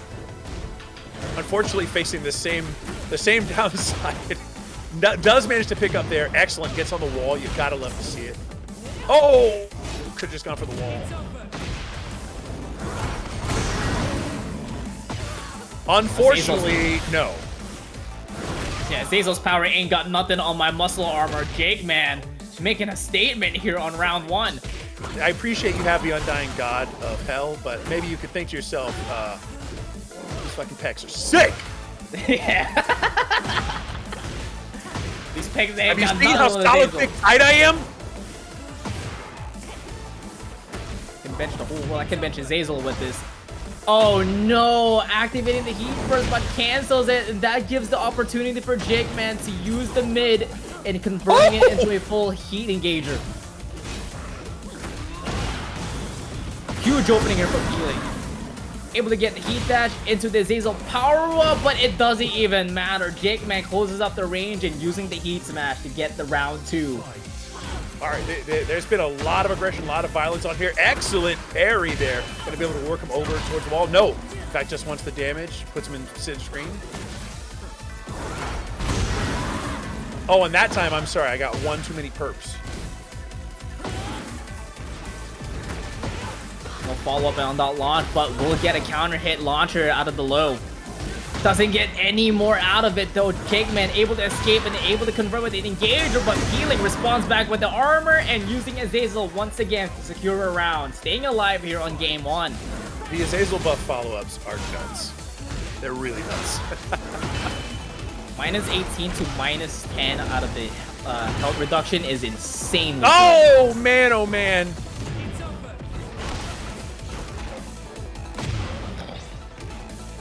Rapid King onslaught for your troubles once again. JAKEMAN trying to respond back, but Peeling stops the time here with the heat smash.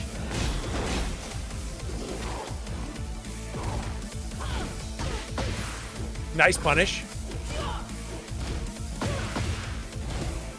Down forward 1-2 catches out of stance. Good Tries to punish go back. for it one more time, but Peeling was ready for that time, but JAKEMAN catches the timing of Peeling and able to secure it safely with another down forward 1.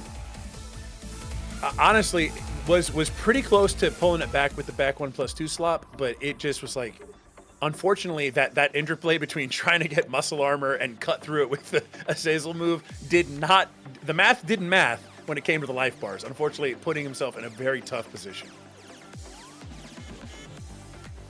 Still a lot more matches going on here in top 48, folks. If you guys want to keep that up, feel free to do so by exclamation point in the bracket and look through our top 48 path here, because there's still a lot of great players here, such as RV Chris, NG Obscure, Joe Budden, Roman Jelly, Sol Naciente going at it right now.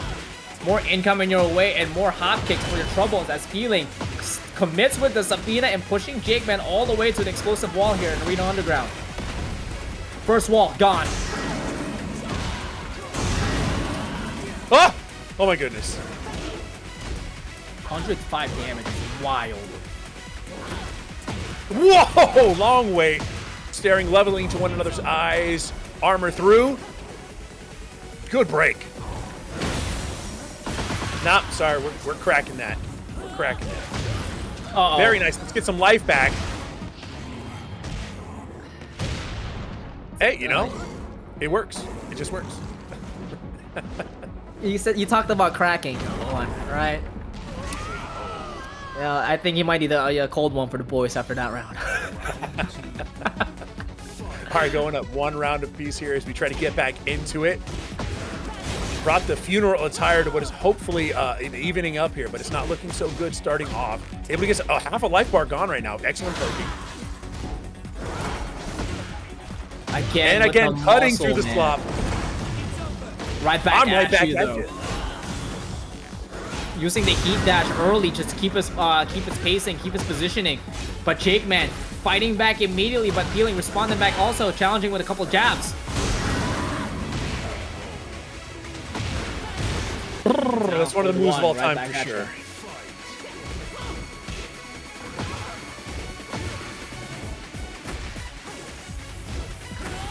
Nice block for neutral 2, just keeping it simple with a wall setting 4.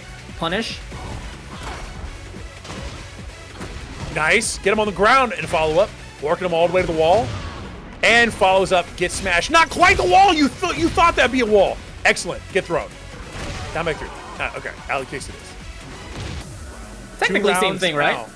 2 rounds now. Looking to close this one out and send this Zafina home.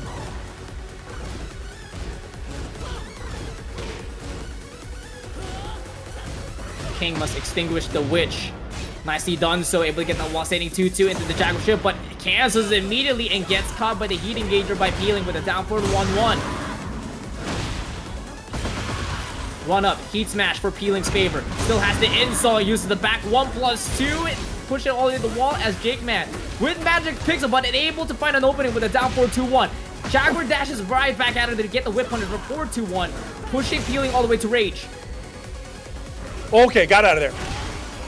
Oh, the last hit of the string, sending things to a last round here. Game 2. Who's it gonna be? Who's it gonna be? Uh-oh, gets caught pressing one more time out of the Jaguar spins. TheJAKEMAN able to get a tornado, but no follow-up. Healing, try to respond back, trying to get some ground here with the heat burst and using the heat smash, but JAKEMAN ready for the whip punishment and commits on the gut punch, but unable to commit and unable to get the follow with the tornado flip. Oh, brother.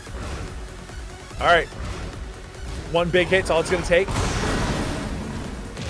Speaking of, that is more than enough to punch through, and yet again, pectorals looking so clean there, deflecting the purple demon power. It's not enough to get through that much man. Like this, Eddy brings a lot of the same stuff. You don't just get to run like your default stuff on a character with movement as non-traditional as an Eddy, right? Eddy's gonna get loaded for 30 damage when you should have got 30 on just the poke into plus, right? So there's a lot of stuff here that does not benefit normal play. Very nice wall splat. Speaking of benefits, oh my god, that's a lot of damage. Somebody immediately with a good amount of wall position, but here it is, LAK with an instant challenge. You're trying to set a little bit of a tone here, but LemusAlexander is not afraid to set it right back. Down we go, and this is going to be the finish. Be a big boy and finish your plate. Very nice. All right, then go grab another plate. This is a buffet. Make your money's worth. Oh my goodness, nice block. All right, he just backsteps a little bit, but then believes in it anyway. Plus, get on the ground. Ouch, guessed wrong each time. Again, the same finish. Betting LemusAlexander on the finish. Gotta love to see it. All right. Gotta do something. Oh, that was not no. That is definitely not it, Chief. Lemus is running away game 1, looking pretty dominating here. LAK trying to get some answers back, especially with the raw standing 4 weight clubs. But now he is back to trying to get the Just Ring Skyrocket, but now he's able to scout us a little bit of lows here. But unfortunately, you ducked, you son of a gun. You foolish fool, you fell for the classic blunder. Whew. All right, that was pretty warm in the room. I'm perspiring a little bit. That had a lot of heat on it, a lot of sass, a lot of spice. LemusAlexander making that one go nice and fast. No time to be lazing about, no lackadaisical nature here. Lax got to do something different. I couldn't even begin to imagine what it is, but a little bit of calmness. This sucks, because there are times when you needed to be calm and times when you needed to not be calm, and you basically got it wrong every time. So it's not even like there's no panacea here. There's no magic bullet, right? There's no silver bullet for this situation where you can fix it by getting a little more aggro or playing a little better defense. It's that you needed everything in equal measure, just not in those places. For sure, I think LAK needs to utilize the Power Crush a lot more here if he's able to get the right moves here and not get hit by lows and not have that get negated. It's gonna be pretty huge here if he's able to realize it, but LAK able to get first blood here with the homing low.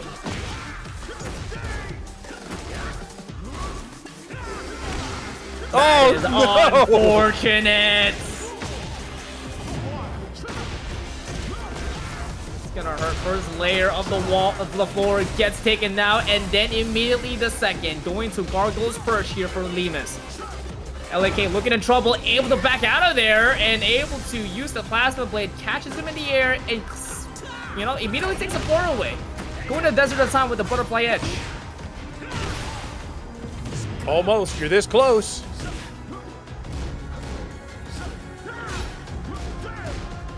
Concentration there, no duck on that string though, but able to get a little bit of health back out of the Heat Dash. LAK on life lead here, 5 seconds left, but goes for the armor, but he gets caught by the low. LemusAlexander steals that round away from him. Yo, raw back 3 out of nowhere. I was gonna say, Plasma Blade for nothing, we take those.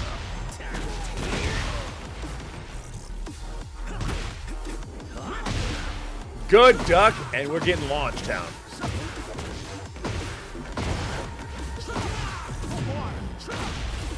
Commitment though, holy hell.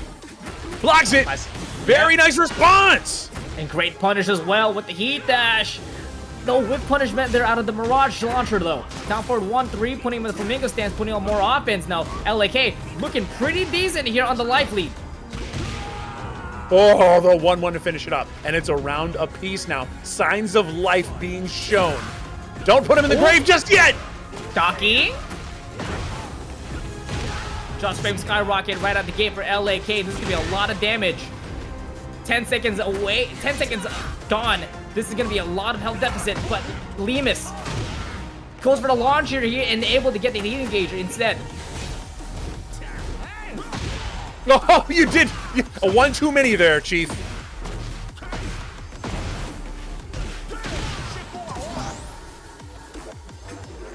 To Mandinga.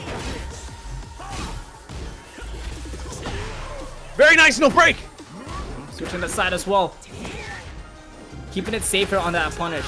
Completing Tsunami King instead of converting it into a combo, but the wall positioning is there, but the Rage Art is on LemusAlexander's side. Absorbs the low and is about to steal yet another round away at LAK.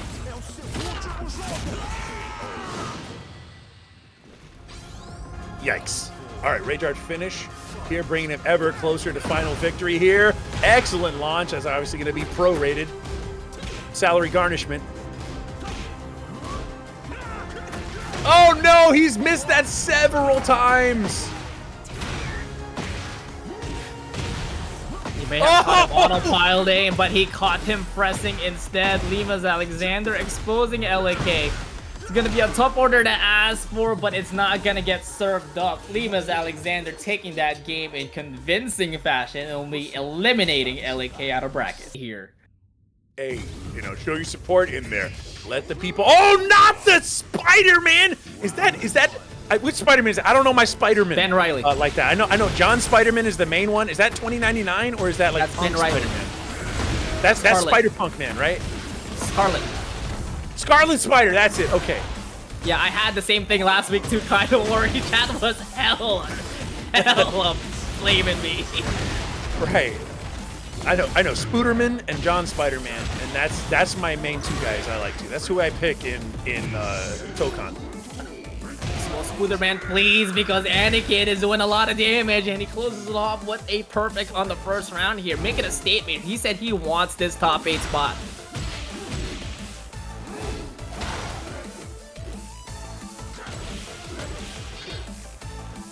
All right, all right. Oh, man. It's air hit. Bro, Anakin's backdashing is so clean. Oh, speaking of the devil, yes, sir. Guard break incoming, absorbs it. TrizzyTheRapper tries to challenge it with the hop knee, but gets caught and has it converted on a tornado flip instead. Because, of course, that move bounds on him. It's such a good... It guard breaks and it bounds. Why not? If he hop kicks, you still get blasted. All right, finishing it off. And again, hardly any life has been depleted from Anakin. He's really making this efficient. Is it? The fuel economy in this vehicle is insane. All right. Able to find an opening here with the back 2-2, putting him in on heat, but is unable to get any momentum out of it and extinguishes himself with the heat smash. Nice down hit. Steal. Yeah, no heat left, so it can't quite be it, but you're going to get close. One interaction left for TrizzyTheRapper. He needs one clean hit there. 1-1, but leaves him with a magic pixel. Anakin has a chance to make this comeback. But it will not happen as he closes with the down forward one. Trizzy extends gameplay here on game 1. He's going to start it off here with another flashing steel counter hit, though. First wall's already broken, so he has to carry it to another side.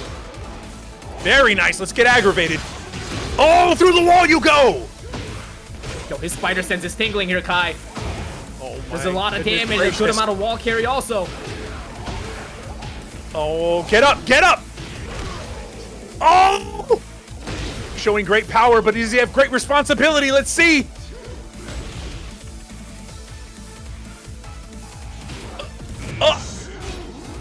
Nice. Get a little plus. Get in there. Oh, the flow combo. Very nice.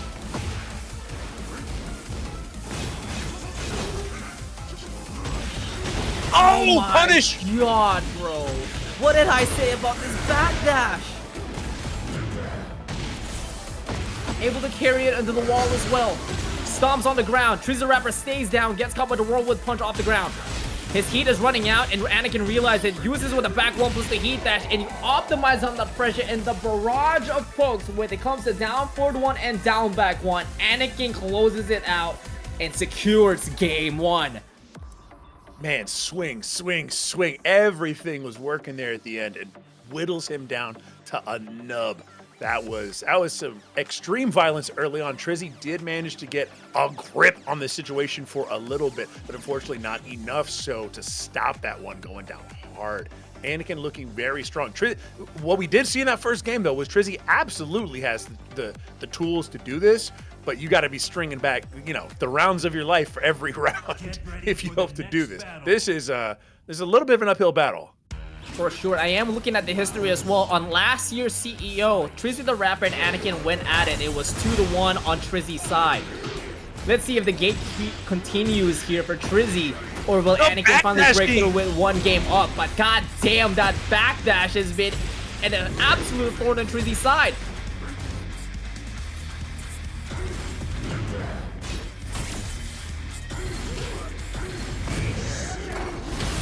Get blasted. Slight delay on the down back one is more than enough to secure the round, and it's starting to come apart at the seams. What are you gonna do, Trizzy? Oh, unfortunately getting launched, taken him to the wall.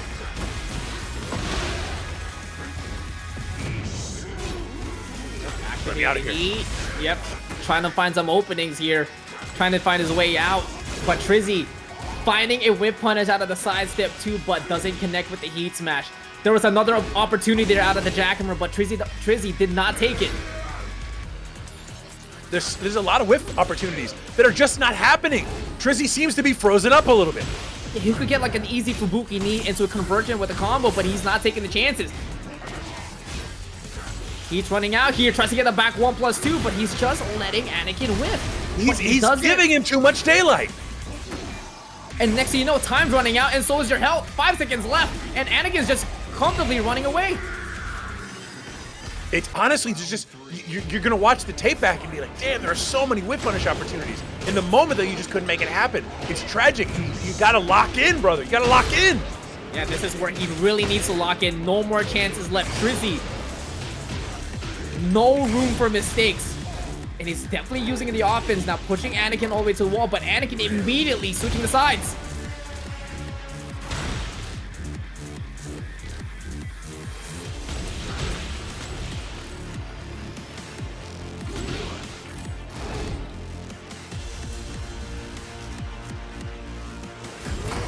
Both of them are just giving a lot of respect. Finally, Anakin activates heat. 20 seconds left to play. He's flexing on him, but not gaining enough back, but will use the back 1+2 to extinguish himself. Oh no, a little bit running out of time here. He has the lead.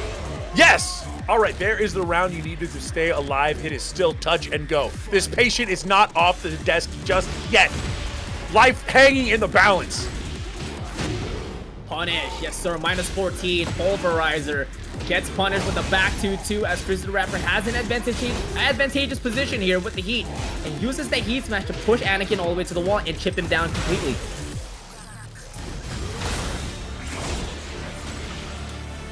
That's another whip potential as well that he missed out on. Getting clapped, and now you're in a dangerous position. Nice! The dog fist hits him. And that's two just like that. Staying alive, breathing hard, heart rate accelerated, neurons activated. Adrenaline's injected as Anakin able to get an opening here with a back 1+2, putting him on heat. But Trizzy still giving a good amount of room, but able to bait out the heat burst with the flex. Huge amount of damage out here for Anakin, and TrizzyTheRapper in trouble, realizing his situation, activating the heat smash, and changing up the position here. Now Anakin's back up against the wall, and he's the one fighting out. 30 seconds left to play. Another whip potentially by TrizzyTheRapper, but he is not taking the bait. He took it that time, though, with that hop knee. He now has a chance to take the lead.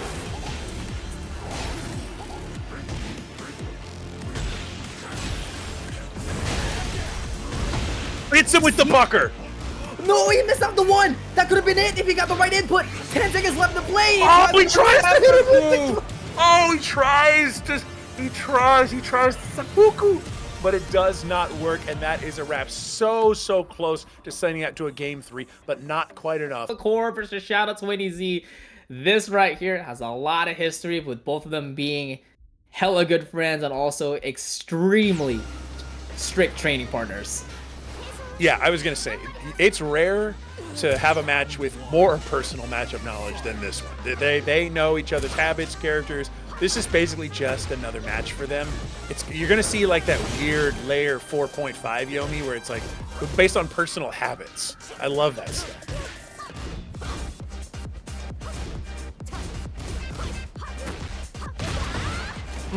Very nice. First one right there. Counter hit down 4. Gonna be able to count that in. Another counter hit for Cuddle Core side. Xiaoyu on rage with 30 seconds left to play. No counter hit that time on that down 4, but Xiaoyu has a chance to make this comeback. Remember, folks, it's always Shadow time, but Cuddle Core shuts it down. Very strong, and honestly, the amount of down 4 1+2s she got away with surprised me. You'd think Shadow would have sniffed those out a little bit earlier, but perhaps just not willing to pull the trigger on that duck and punish quite yet. But it seems like Cuddle Core is also ready on that back 4 whip punish, but Xiaoyu quickly switches aside here. Cuddle Core trying to walk out of it, trying to get in trouble, but Xiaoyu just evading out of that with the stance.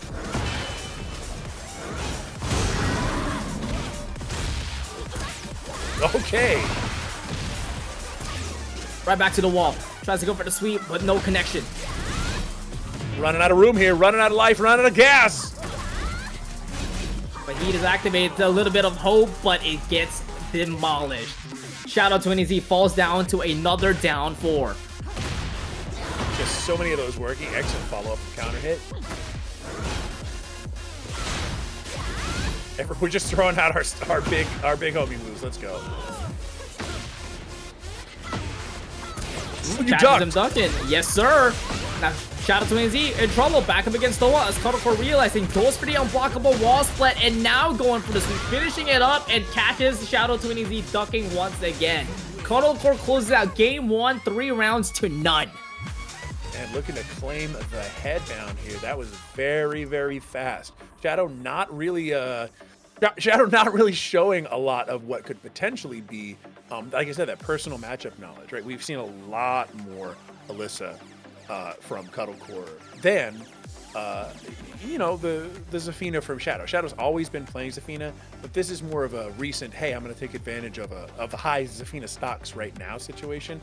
We've seen a lot of characters being able to play played competently from Shadow, but when you have a Cuddlecore situation where they are definitely known for their Alisa right now, I was hoping to see a little bit more of that, almost that predictive action. But then again, when you get predictive against a player as good as these two, sometimes it doesn't really go your way. So I agree with this Ana switch. I do not feel like we were paying any big bills with the Zafina, and I'm okay with experimentation. I'm okay with you trying this. I absolutely agree with you in this one, Kai. Shadow 20Z did not find any answers with the Zafina. Goes out with the big baddie herself, the Twisted Sister, as Majid Obama said. Anna Williams coming to play, and of course, Shadow 20Z was definitely an anime for a very long time, since Tekken 6. So he knows this character in the back of his hand. Yeah, survived a Tyrannosaurus Rex attack in the anime, if you can believe it. Can't believe she's still here. Nine. But you know, history with Tekken, man. You know they live through these things.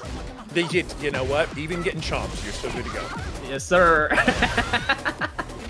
All right, no throw break, and that's going to be not quite a wrap. Finishing him off with that low. Gotta love that one. Yo, Toasty Donuts would say Tekken never stops. You damn right, Donuts. You're damn right. Oh no! Assassin's Dagger catches her in the air and still able to have a time to convert the combo. And Cuddlecore looking in trouble is able to get the fragile, but immediately take the debuff away with the jab.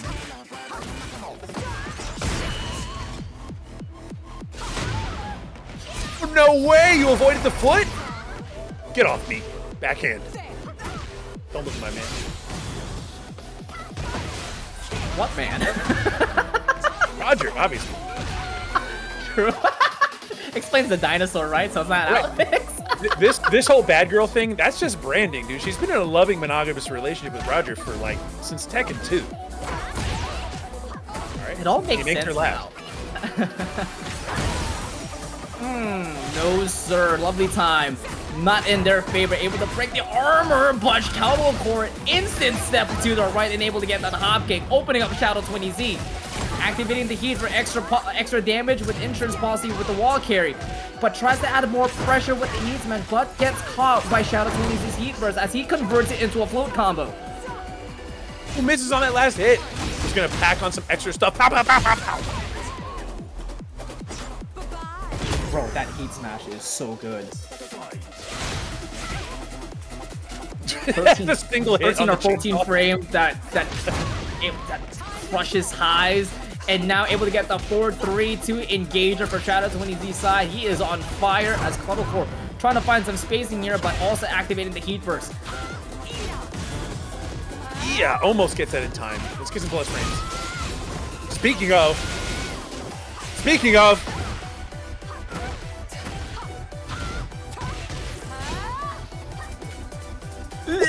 No whip. No whip punch. But the counter hit 1+2 isn't gonna kill though. Leaves on the magic pixel, but Shadow 20Z slides on to get the W and forces a game 3.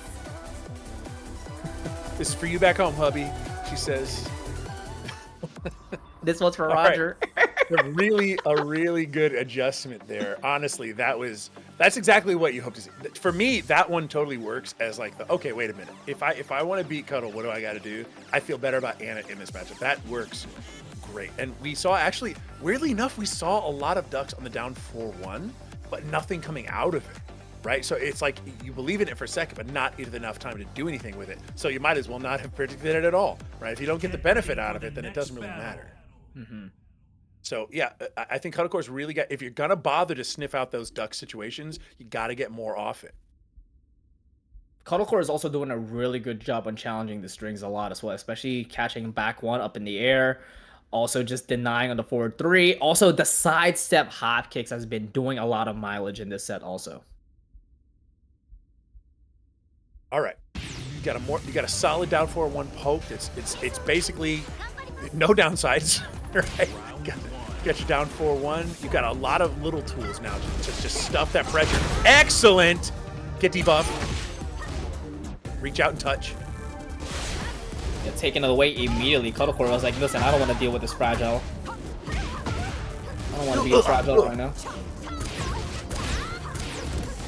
A little bit late on the whiff punish, but does push Shadow 20Z all the way to the wall, giving it a little bit of room to breathe, but immediately suffocates him, pushing him right back to the corner. Shadow 20Z not afraid, by the way, to back up against the wall and fight his way out. Oh my god, 60 damage for that. Big time in it. Where are you gonna go though? Where are you gonna go though? You get chipped. Oh! Carrying the low into combo town. Let's rage art if you would please, ma'am. Oh my god, Chaos Judgment low parry was Step sick. on him! Step on him! Someone clip that. Not in that the charging port. Insane. It's always Shadow time here, regardless of where you are. Shadow 20 steals it, and now on the momentum shift as Kodocore trying to steal the momentum right back. It has the life lead at the moment, but Shadow 20Z fighting back pretty as well. All right, big momentum shift from what we saw earlier in this one. It seems to be Shadow that's in control, stealing back those clutch situations. Again, finding themselves in a low life situation, same time as before. Gotta be really careful though. Oh, nicely no way! on the flight. Able to evade the right hand sweep and equalizes the round here, but Shadow 20Z not afraid and uses that right hand sweep one more time to start off with the first blood. Open a bottle of wine here and open up a bottle of counter hits as Shadow 20Z catches Kodocore pressing. Staying down here, doesn't want to deal with any Oki situations now, but has a good amount of great health to recover, but it immediately gets deleted by Shadow 20Z's Heat Smash. One round away for Shadow 20Z to go to winner's final. This close now.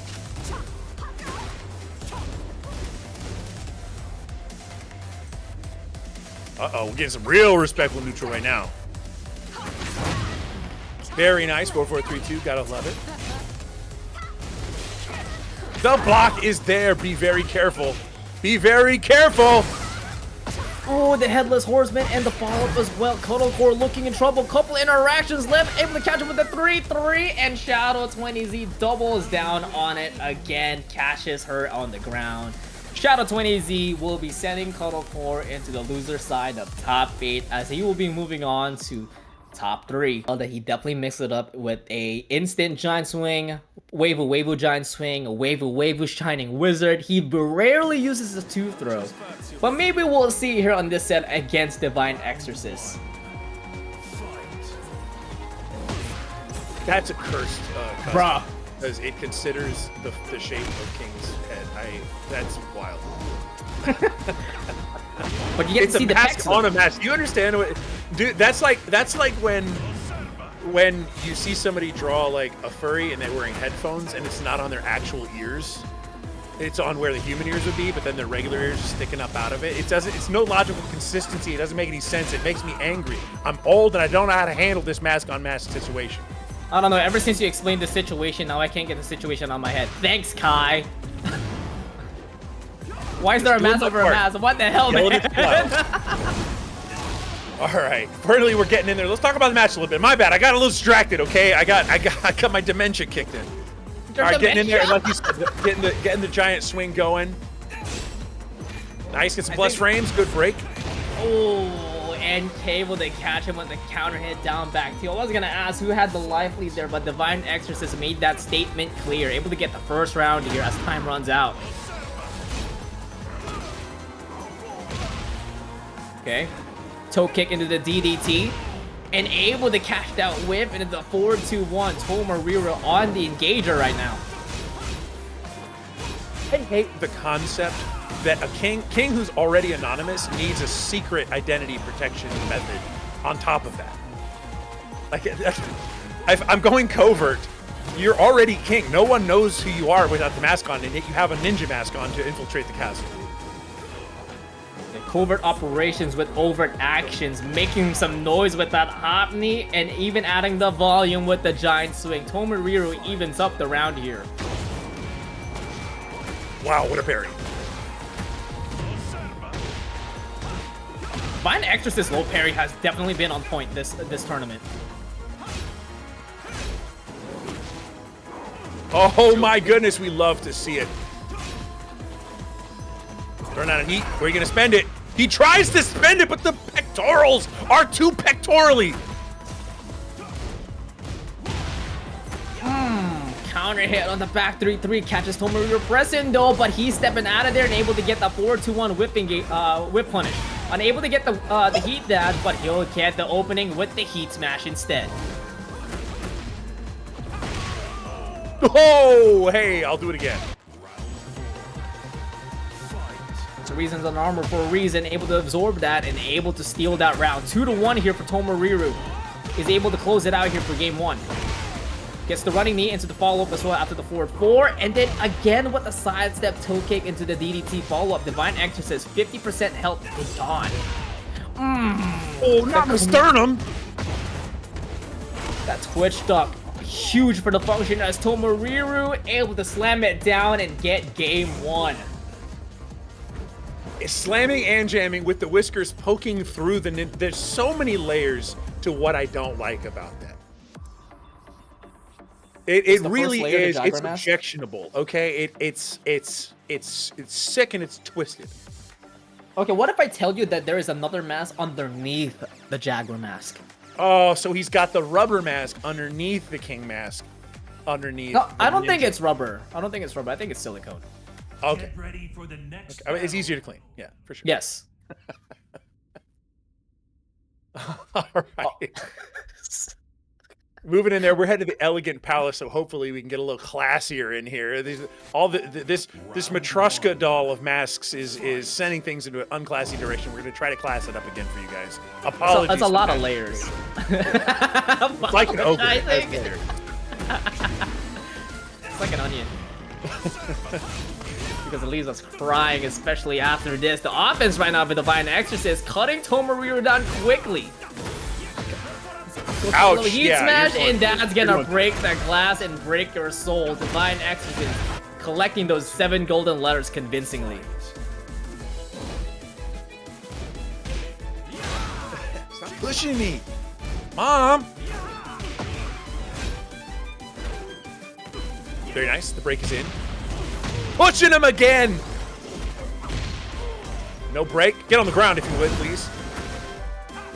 The giant swing breaks are working, but not the Shining Wizard. He does it again. This should be the 3rd one, and then Divine Exorcist gets caught ducking out of the Jaguar dash mid as Tomoriru secures the first round of his own. Oh, stuffs him with the stick. Nice.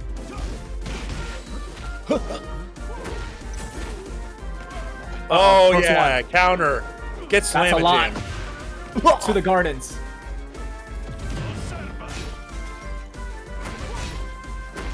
Nice plus. The low. The low. The low. The low. Haskin, you shall receive. Not the low that time though. Divine Exorcist. Oh no way you push! Pressing on the last hit. Able to get the heat dash, but unable to convert it into a full combo. 20 seconds left to play, but Divine Exorcist has the life lead. How you gonna do it? How you gonna do it? Gotta be really careful though. Get antsy in the pantsy! Woo! 5 seconds! Gotta do something! The block is in! The fix is in! Didn't even need to do anything. Nicely done for Divine Exorcist. Realizing the time running down, and he's on survival point against Tomoriru. Back 1 on the counter hit, but no full extension. Unable to convert it into a full combo by Tomoriru. Oh, he's able to convert that, though. Another push for his troubles. Tomoriru able to get himself engaged and absorbs the Sky Slash Nova, converting it to a full damage output out of the Jaguar Dash.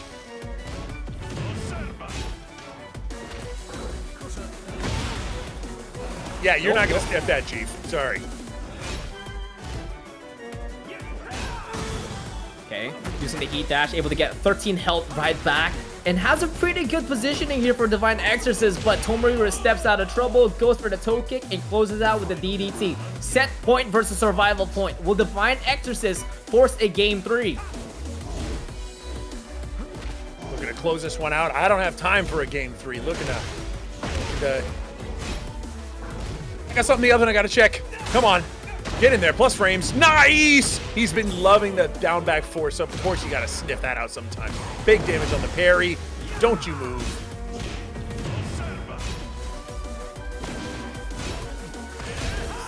Step, step. Tomoriru extinguishes his heat. Yes, sir. Both of them extinguish the heat. Insane as well. Divine Exorcist uses the Starburst immediately. 20 seconds left to play. Both of them still have a decent amount of health, but Divine Exorcist is chipping him down slowly. Nice patience there, but it eventually falls down. Counter hit, giant swing for Tomoriru. This is gonna hit the wall as well. No, just a sliver off. Oh, getting tricky. Nice block. 5 seconds left. You gotta be really careful here. Ooh, goes into orbit and comes down. You will not be avoiding that meteorite, sir. Get crashed down upon. Ready for the next battle in Fallen Destiny here. Random select as per usual. Let's see how these abusive characters interact with one another. Let's go. Holy slow by Fisherboat, man. Holy hell. He's definitely not changing the blueprints out and definitely catching strays, but HeyBroken has had enough and using that low parry and activating heat. Oh my god! Heat exploded on screen. Look at the particles. Look at the screen. Right back at you. HeyBroken, though, has a decent amount of great health to recover, but he's also just taken away a little bit of health back from Azazel's power. But Fisherboat will seal the deal with a Gigaton punch.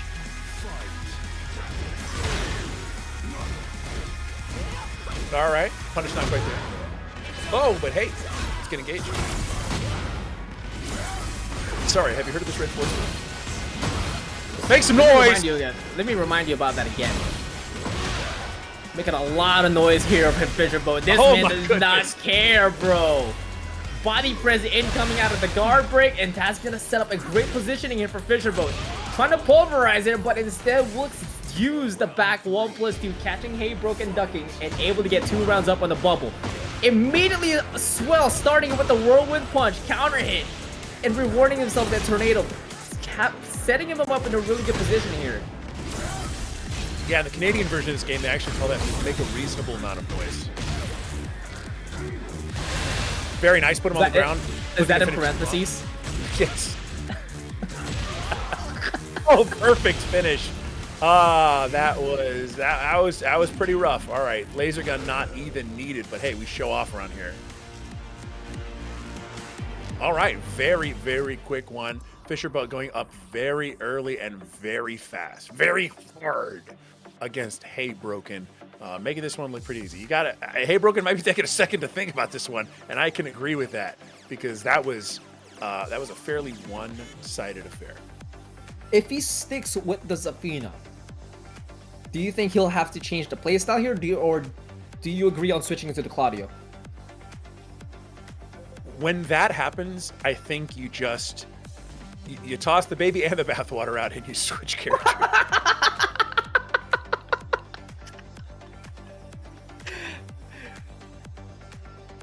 Sometimes you gotta make a change. You gotta skip town and start a new family. You know what I'm saying? That's wild, bro. Oh my god. Get ready for the next battle. He ain't started a new family. Oh, right. He's not giving up. He's not giving up on this relationship just yet. He's staying. He you know what? That's a hero. He's staying. That's wild, man. Holy Christ.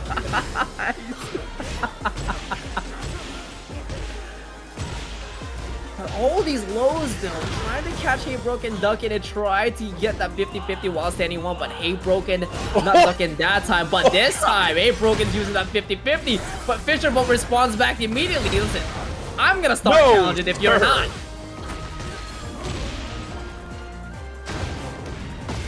I have had just about enough of that. Not quite finishing on the wall. The throw break is in. Back 1+2 into the walls, but this is gonna be no! Yes! I'm a genius. Oh no, I'm a genius.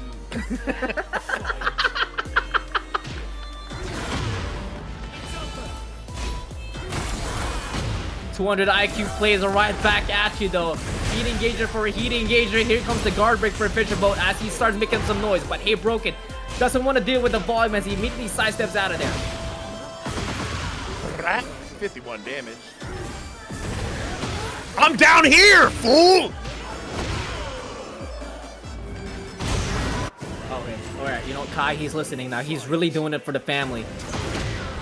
I would. Oh, he's really doing it for the family now. Add in the Azazel's family alongside there, but Fisherboat immediately challenges right back with a forward 2 and able to get an engagement for themselves. Woo! That plasma bubble has been doing so much mileage here.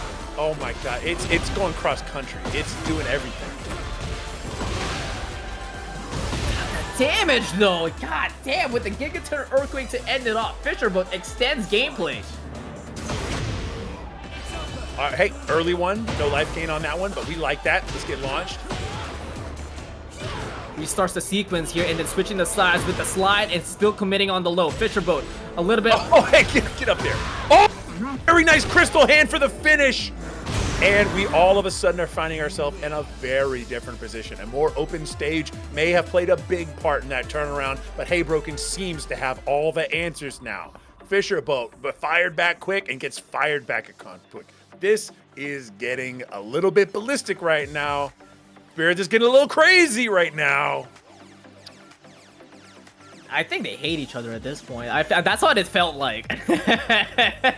There seems to be a bit of malice here. Yeah, I totally agree.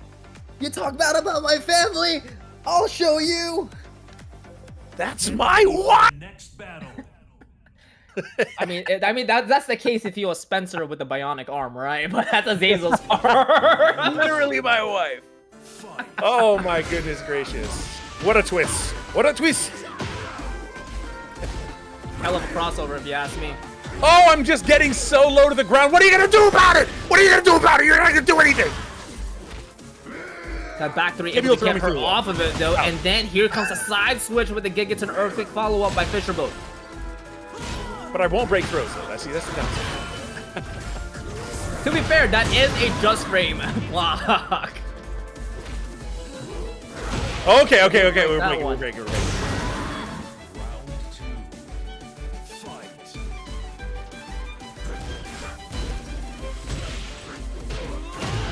Nice backdash out of HeyBroken, knowing this is gonna go for another barrage of down back ones, and then able to use that 4-1 to get the heat engager. Nice optimization as well from side wall to the other side.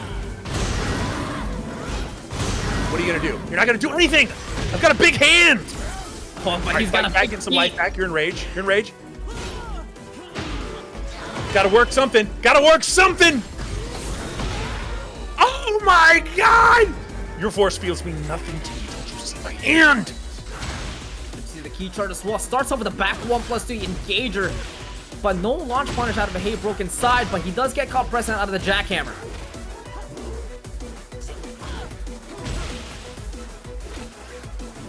One. Oh no, not the wall! That time. Not the bees! Not the bees! Using the heat burst as well. Doesn't go for the balcony break. Tries to go for the mid option. Tries to break it that time, but Fisherboat not afraid out of the rage art and uses the 10-frame heat smash for the first time in this set to close out the round. Too far away. Very nice. Let's get a little bit of life back and get engaged. Oh no, right in your face. You're off of me. Talk to the hand. Sweeps one more time. Fisherboat gaining momentum here. Oh my goodness gracious, good break. Cancel. All right, full launch. We should be able to get into the wall with all this heat action. This hot heat action. Oh, the low splat. Punish that. Yes. But I'm right back in your face for the finish. Not quite enough, but yes! You've got the hand! You've got glow hand! The glowing hand of death. Oh my goodness. Oh my goodness. What's happening on screen is that? What the hell is that? That's not a king. That's not a king.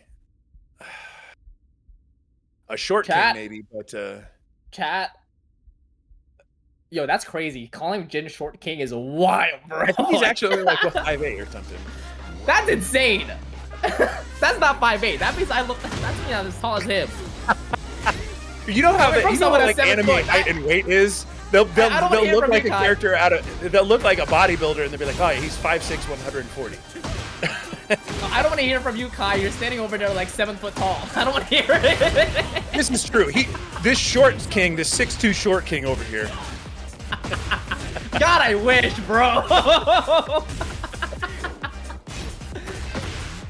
But this is an interesting pick here for Tomoriru with the Jin is doing a really good job here catching Shadow Twin Z and not breaking the throws.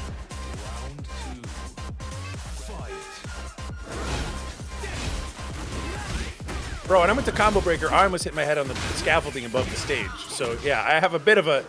I'm a bit vertically challenged, just in the opposite direction as most people. Ooh! Very nice, very nice.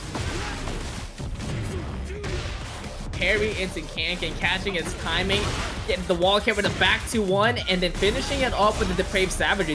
Tomoriru is looking pretty good on their pacing, but immediately gets shut down by Shadow Twin Z's hop kick.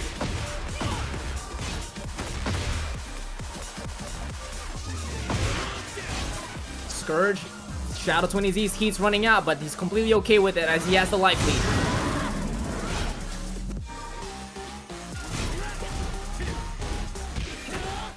Nice challenge into the mid.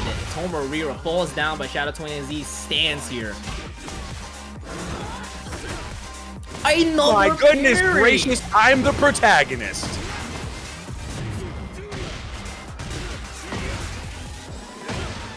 Yo, Astrovok is like having a crisis right now. I don't. He feels. He feels demoralized.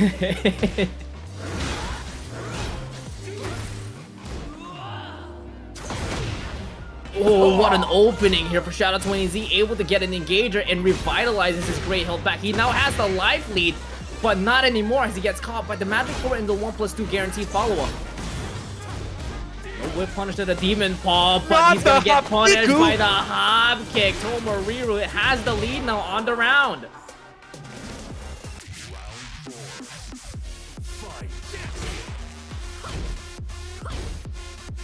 Remember, folks, it is a 3 out of 5 setting. Maybe this is the game that he's testing out the Jin, but the Jin is definitely working out now, especially with these parry callouts.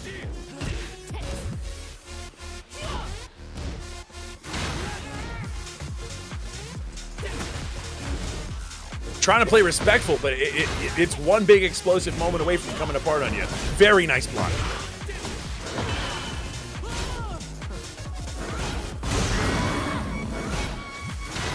Dude, the patience right now by Tomoriru, though, especially with the sidestep blocks. It's been working out pretty well, but how much longer can he hold? Because he's now back up against the wall, and he gets caught by the back 1+2, and Shadow Twin Z forces a final round in game 1. It was looking so clean early on, but now it's getting a lot more even here. We're gonna see if his Jin decision was great or something you look back in shame retrospectively. Clean, neutral, good block into punish.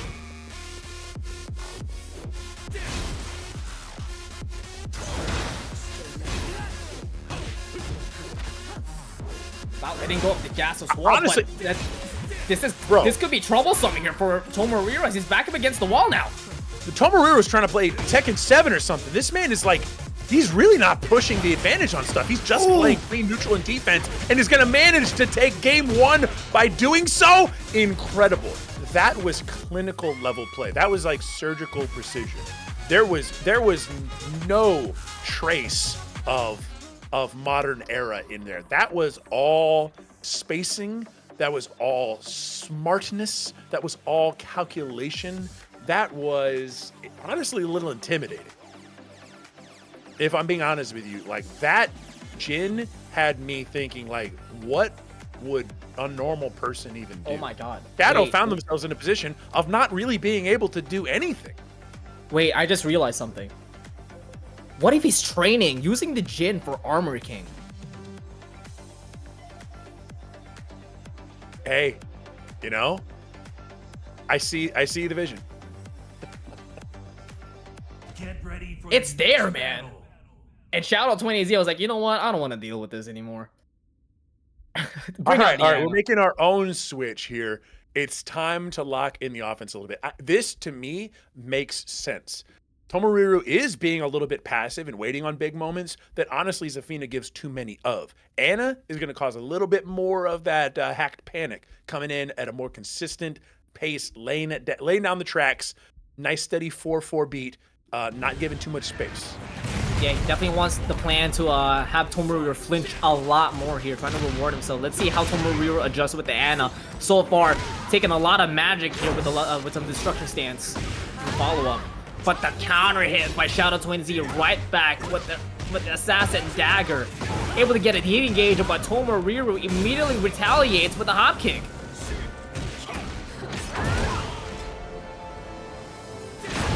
What are you gonna do? You're just gonna catch one right in the cheeks! Nice block! Minus 12, no longer launch!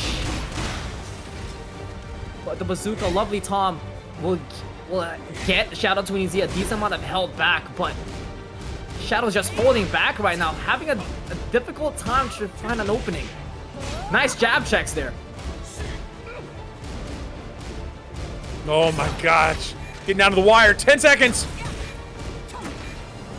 Here comes the strings, 5 seconds left. Depraved Savage doesn't kill though. Wine opener into the down 4. Shadow 20Z challenges and successfully gets that round. That one went down the wire because legacy knowledge failed you. Unfortunately, going for that -12 punish you said was something that was not going to work.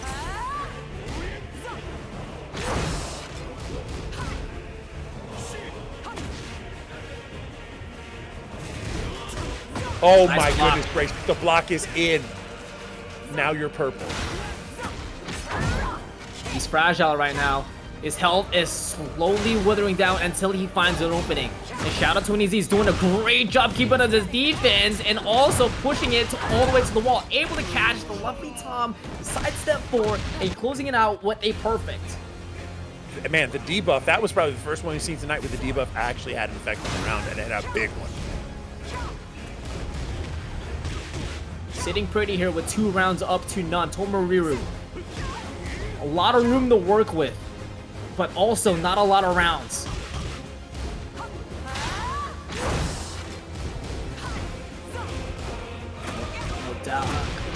Oh man, the down 4, but no follow-up, but will get the 50-50 mix out of the full crouch. 30 seconds Nowhere left to go. And that is a wrap. Shadow making quick work of Tomoriru in that one. Now, will we see the change now to try to recover this one? Because remember, we're going to 3 games, so we actually have more room than just a single switch on both sides. Are we going to see the Jin stay out there? I gotta be honest. It seemed to be taken apart from a base level by that Anna.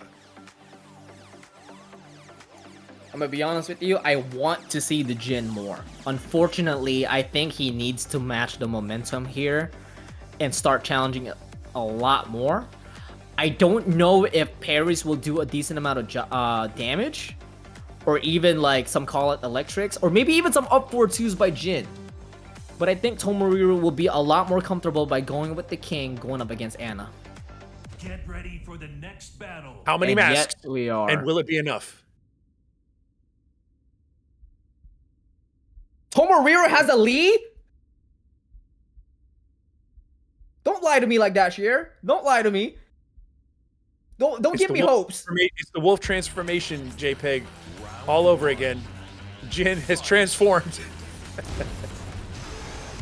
Second main back in season 1. You know what? Forget the King. Bring back the lead. After he loses it, we're getting the lead. Okay. All right, Shadow, beat him up. No, not the giant swing. Ouch.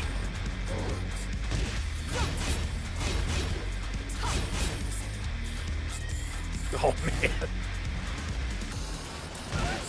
His heat is running out, and next thing you know, back again with a giant swing into the extra damage.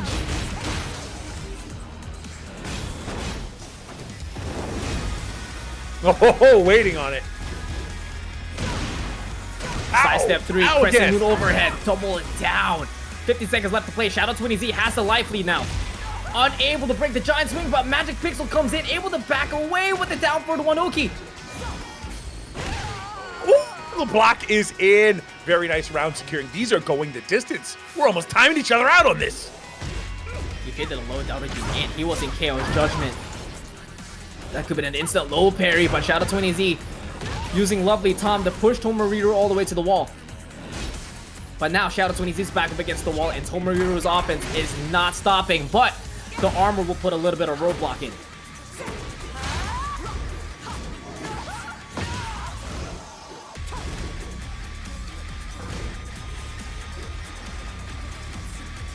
Can he get engaged here? Oh, not quite. Oh, the step is in. Very nice. We're going to the wall on this one.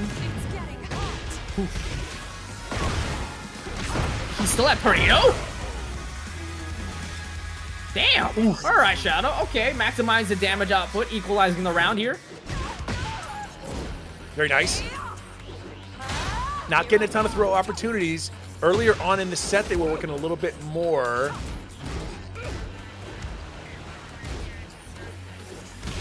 I love how Tomoriru is playing it very compact. No connection on the wall, setting 2-2. Shout out to NZ, able to get the punish out of it. It has momentum now. Oh! Full crowd sweep. Saved by an angel. Punish. Not that time. That's be a wrap. Angels can do so much, but it's granted. Shout out to NZ the other round. Starting it off into the Jaguar backdash, trying to catch him with the low. But shout out to NZ, able to put a little bit of breaks in before going in. Closing out the distance with a 4-3-2, putting himself in an engager here. Tomoriru back up against the wall. Well, how can it respond?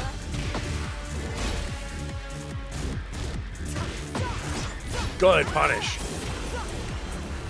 And the break is in. Nice. Yeah, the defense is just crazy right now. Nice! Finally sniffs out the third high. Take him all the way to the wall. Simple. 3-2-2 into the Jaguar dash. Finally incoming, but shout out to NZ. Gets the kip up and cancels out the offense. Nicely done to break out of the giant swing. Got 10 seconds left to play. Nicely done to break it again. He's killing out the time with his throw breaks, but now shout out to NZ's on the initiation.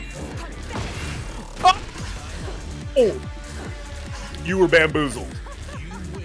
Time for dessert.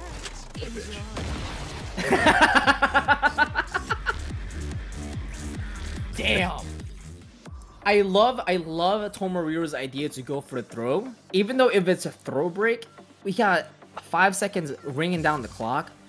Sorry, not 5 seconds. Maybe like 8 to 7, and each of those throw breaks adds a little extra seconds in there for every throw break. But also to the point that Tomoriru was in the life lead. If the giant swing connected, it would also secure the kill. But what Tomoriru didn't realize is that this is Shadow 20Z.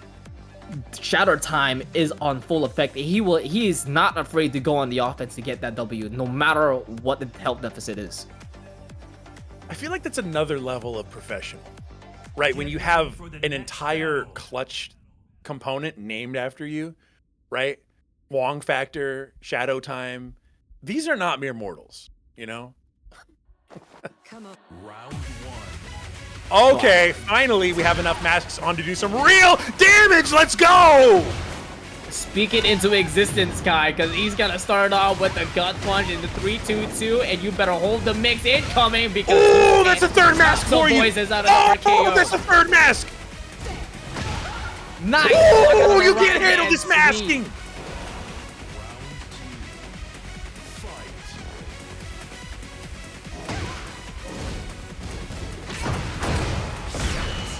All right, get blasted. Let's see what he can do now. Oh no, runs right into it. Assassin's Dagger, finding it. Mark here. Shadow 20Z doing a great job and stopping him down with a silhouette heel and taking his head off with a headless horseman. The pressure right now by Shadow 20Z as he is fragile right now, but Tomoriru able to revitalize himself with a 4-2-1. Problem, big problem. Jaguar dash into the Insuguri, pushes Shadow 20Z all the way to the breakable wall. He's trying to reset the damage here with the heat smash, but unable to talk the RKO. Magic Pixel. Man, this for shout out action has 20Z. got people opening up their wallets. We've got an $80-something donation. Thank you. Taking it to triple digits. The people out there love this. Air Claws, thank you for bringing us to the $100 here, donating into the prize pool here. Shout out 20Z. Has to do something about it, or will Tomoriru force it to a game 3? Oh, counter hit. The just frames on that Assassin's Dagger add a little bit of poison on that blade.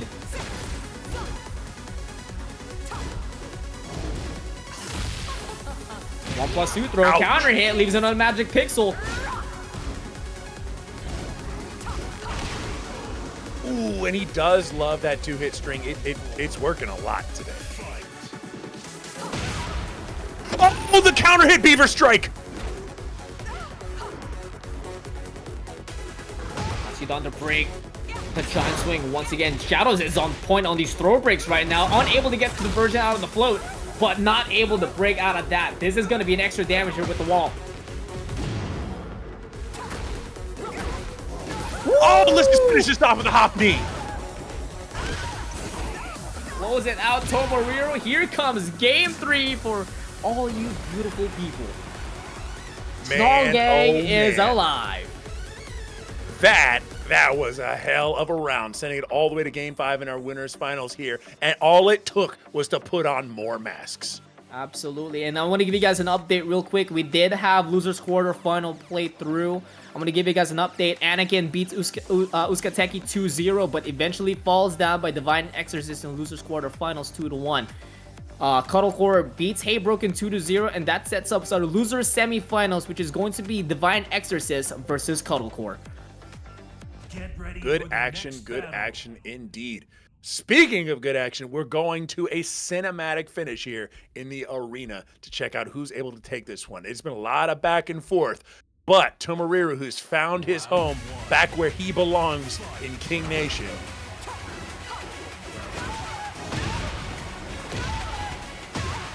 Game 5 here. Snarl Gang is in full effect because Tomoriru right now is accelerating in this round. Counter hit for Shadow 20Z, able to get an engager out of the Assassin's Dagger, but he's got a sword known as the Hopney for Tomoriru. I'm over here. Now I'm over here. Now you're over there. Now you got debuff on your bodies around, trying to get that giant swing, but Shadow 20Z ready for the break and unable to react out of the Assassin's Dagger for Tomoriru. Shadow 20Z on good positioning here and launch down, baby! wine opener. Tomoriru ready to punish the wine opener and makes an example with this combo, ending it off with the Rage Art. We like to see it. All right.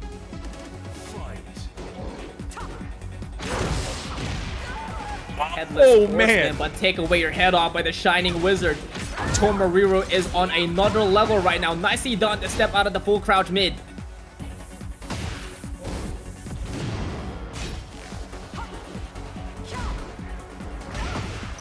The side steps are on point, but the breaks are not. One last chance. Not touching that duck. time. And breaking the giant swing. Shadow 20Z on rage. He has all the resources with 30 seconds left to play, but he will not break through the armor as Tomoriru is on set point to go to Grand Finals. Will he make this 5th Grand Final appearance here at TNS 70? Ever so close, inching closer. No break, Blue Sparks. Late on the punish out of the grab. Shadow 20Z is now on the initiative. They're trying to make this comeback. Get close. Whittling him down, putting him in the corner. Didn't commit on ducking, activate the muscle armor, but doesn't get any connection. But Shadow 20Z able to get a down for 1-4 and finish it off with a lovely plum. But Tomoriru is staying alive still. Oh, clips him with the string. That's a round.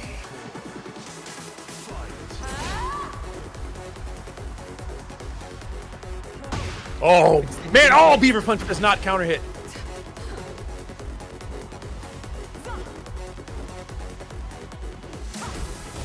Ooh, there's a lot of respect on screen right now. And the trade as well, switching up the sides, but Tomoriru has the upper hand here with the grab, but Shadow 20Z commits on ducking and commits on the Assassin Dagger. This is gonna be a lot of damage, but the combo drops! Here's another one for you! It's getting hot. He's now activating, he's not dying with it, tries to go to the backhand, and nicely done to break out of the giant swing. Shadow 20Z still staying alive, but he does get caught by the heat smash. And he falls down as Tomoriru sends Shadow 20Z to losers final and will make his 5th grand final appearance here at TNS number 70. Bet some people out here putting on a show for you, and it's greatly appreciated. Yes, sir. Hope you're all enjoying the match as much as we are. But let's get into top 4 here. Alisa is the choice here for Cuddle Core, as Divine Exorcist keeps it true with the Claudio Serafino. Almost all Filipinos got a pocket Brian. That's false.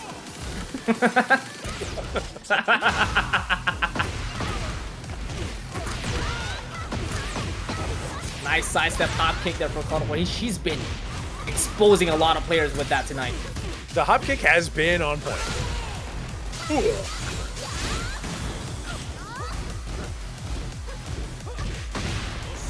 Nice response. Ooh. Hey, I'm getting under it.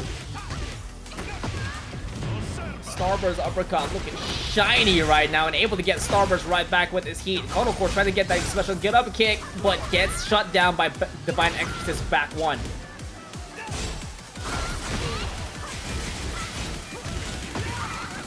And the oh man, beautiful. Well.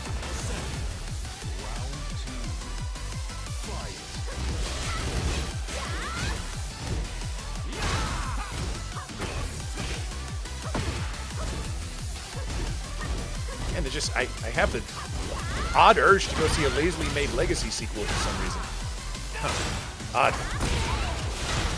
A what legacy? Nothing. We're watching some Tekken action. Divine Action versus Cuddle Core. All right. Get nice. down. Almost No. puts a step around on that heat burst. That would have been catastrophic if she activated a little bit later. That would have been converted into a bound combo. But Divine Exorcist is counting his grace right now and switching the sides with the grab and able to get another wall splat for his troubles.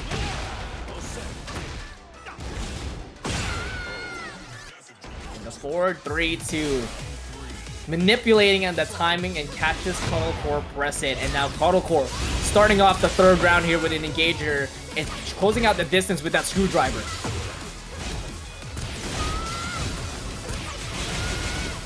Hello world, destruction stands in full effect right now, but Divine Exorcist is able to get the 1+2 grab out of Cuddle Core, switching out the sides. The pressure just keeps coming. You get clipped. No way. On the side, almost makes the wall with that. Hey, gets the. Oh, hey, we'll take it eventually. She did not expect that. That is a high damage wall ender there, and it goes for the low heat smash to secure the game. Divine Exorcist, quick 3 rounds here on game 1 on loser semis.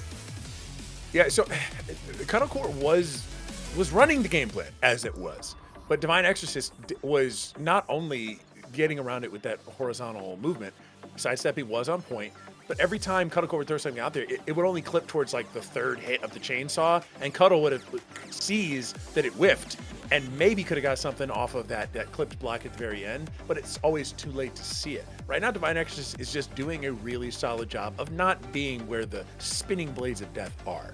Good movement, good predictive movement. It's not something Cuddle's able to deal with the current game plan. There's going to need to be, I think, a few adjustments. Niente di più facile. Round 1. Fight. We'll see those adjustments here if she's able to imply them. But Divine Exorcist has been doing such a great job in utilizing his Starburst, especially with the uppercut. Down back 1+2, and now catches Cuddle Core pressing on the back 3-3. Oh man, early usage of the heat smash to break the glass early, and this could spell out a balcony break for all of us. Speaking of which, oh my god, this is all the way to the other side. Oh, it happened again.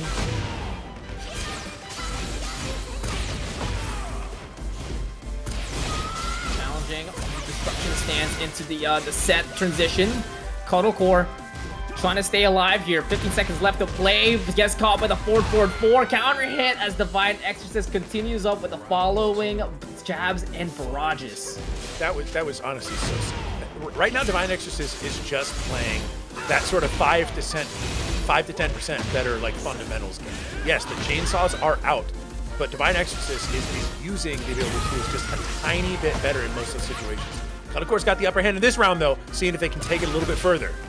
Very nice, not quite to the wall. The block is in, the break is in. Possibly get that wall explosion just to take that away too. But Divine Exorcist with the down jab, stopping Cuddlecore's offense, but the chainsaw's gonna stop. Oh no! The whiff, that's Oh, crazy. no! That is nuts, getting some life back, gonna be enraged. All the way to the wall.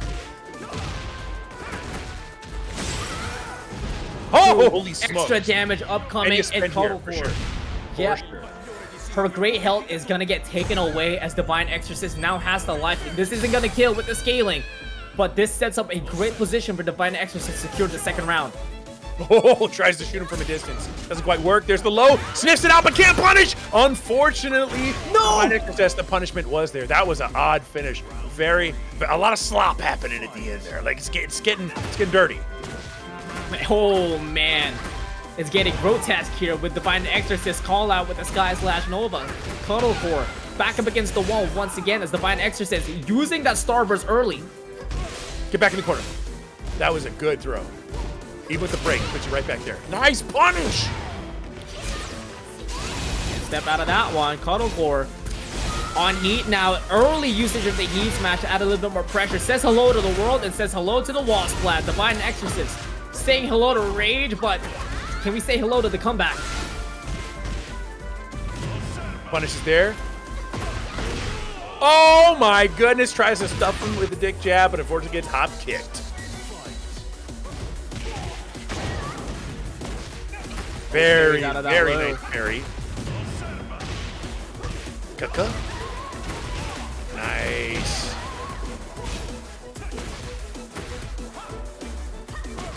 Ooh, can't do anything with it though. It's at the wall splat is there. Big combo damage. Yeah, this is all natural as well. Cuddlecore. What Oki she's gonna use set up here, and he goes for the destruction stance to set up Hello World, and she's gonna convert this side to side combo.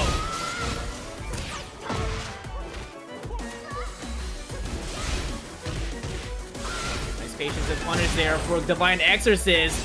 Able to shoot her away, able to get some distance, but too much distance there as Cuddlecore able to get that single backdash to duck and punish the back 4-3 out of Divine Exorcist.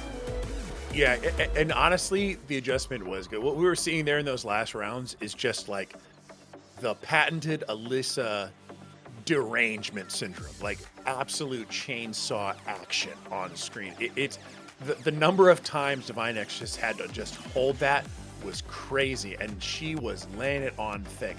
Pressure on pressure on pressure, and then finally ate that big mid Hello World that spelled the end of that round. A really good way to pile on that aggression.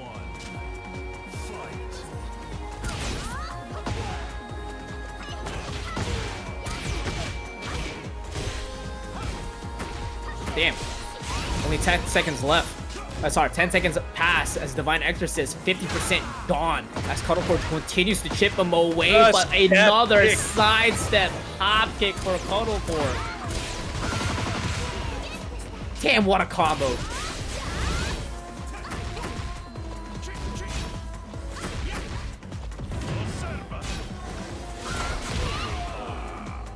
Firing back with the armor, mechanics in play.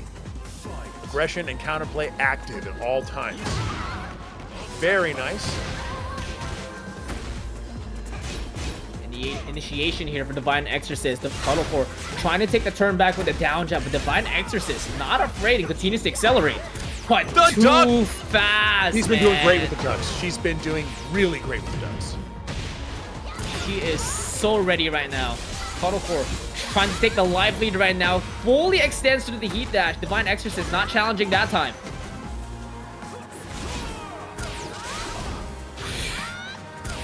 That could have been a huge launch punish. That could have been huge also. Reprisals. But hold on. Maybe this is the reward he was looking for after the low parry. Nice punish. 10 seconds left. She stays alive! Oh my god! Into the wall, standing forward, catches Divine Exorcist, stepping to the right as Cuddlecore secures 2 rounds quickly here on game 3. The chainsaw is going crazy right now.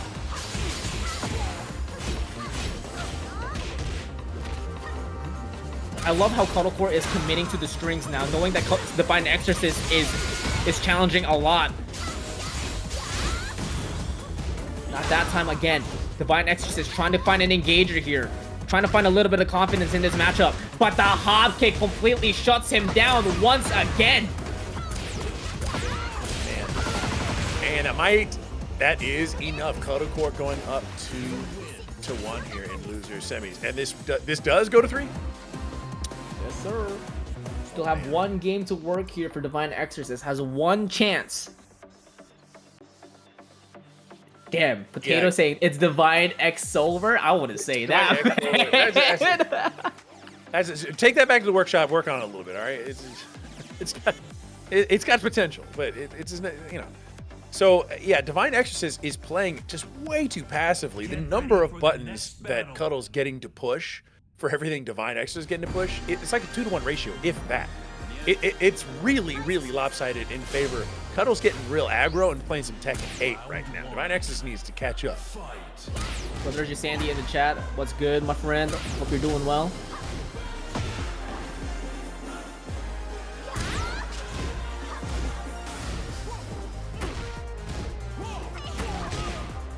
Man, that single backdash. Can't forget about it, and you can't forget about this uninstall as Cuddlecore. Engage yourself in heat and trying to get another sidestep hop kick out of there, but this time putting a little bit of breaks in this discipline.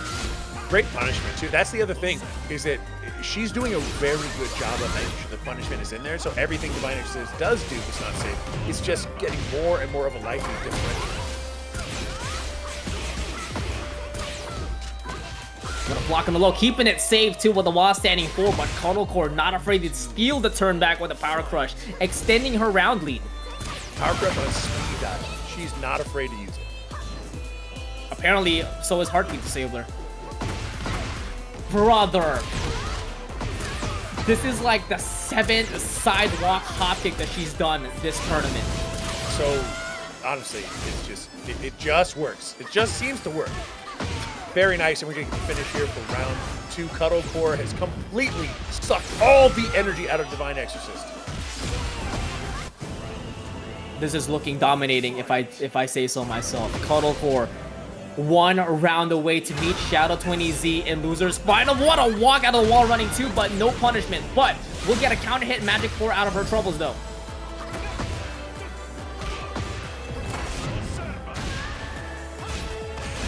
Putting the E, trying to get that call out with the Starburst uppercut. But no cigar, but able to find an opening on the last hit of the heat dash. Divine Exorcist should be able to convert this into full combo and push her closer to the wall. Good punish. Pushes Divine Exorcist away, activating the heat, and then immediately using the heat dash at a bit more pressure. 20 seconds left to play. Both of them on rage. Ooh. 10 seconds. Counter hit down for 1+2 into the mid. Cuddlecore closes it cleanly. 3 rounds to none. It's nuts, man. Like, lots of people run like a regional event that is smaller than that weekly. So I feel I'm deeply ashamed and apologetic for not making it out there more. I'm a busy man. I'm a family man, okay? I gotta pay bills, and I'm not good enough to make that the way I do it. So I gotta get out there a lot more. That's priority. Shout out to the locals, especially with FTC meetups. I definitely saw the photos out there. You guys are killing it. Support your locals, folks. But also support these low players. Like shout out to NEZ. Starts it off immediately exposing Cuddlecore, but drops the combo here and has to reset the tempo.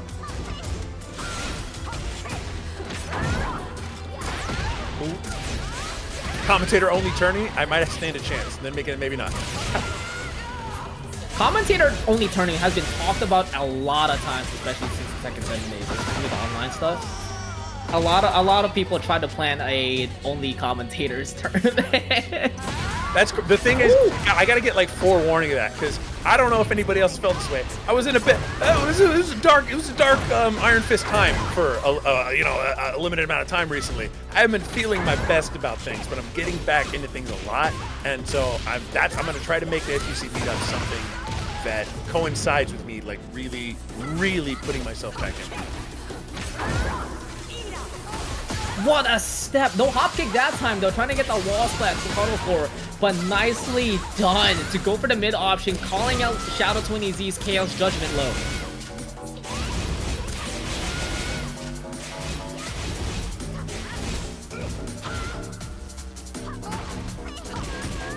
Oh, the step is there, but the armor is also there.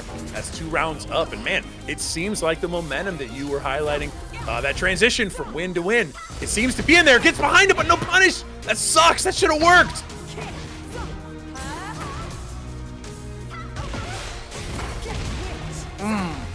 Armor into the slide follow-up there for Shadow 20Z. He has a decent amount of life lead here, but Cuddle Core is fighting out and evening it up. But protecting his ankles with the low parry, and this time he has a full-on combo.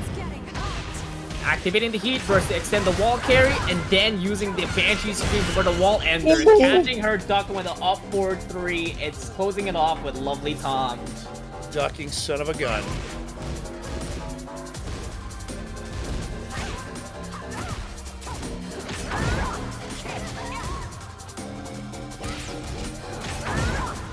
Nice.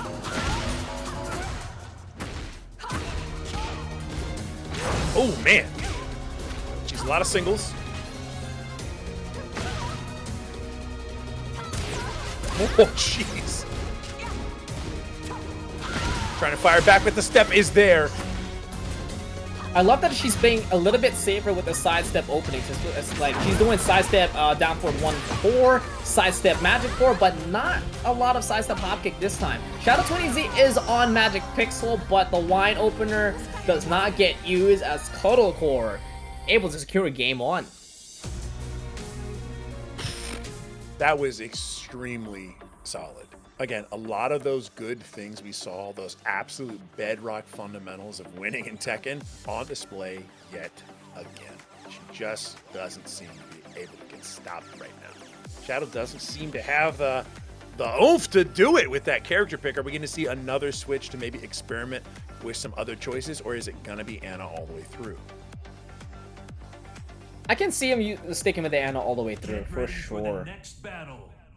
And now we're going to a stage like Yakushima. Cuddle Core has, on paper, has the better movement here, especially that single backdash with a lot of room to work with. And of course, the way that she's been stepping and walking and opening up for opponents. This is going to do a lot of favor for Cuddle Core's side. Ooh. Nice! What a way punish. That's one way to get 50% away from your health.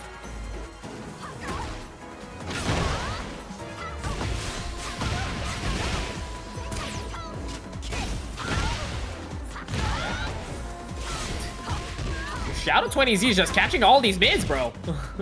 Basically. There's the punish. Still alive though. Cuddle Core staying down on the down for 1 barrage, and the magic pixel eventually will get erased as Shadow 20Z closes out the distance with a forward 3.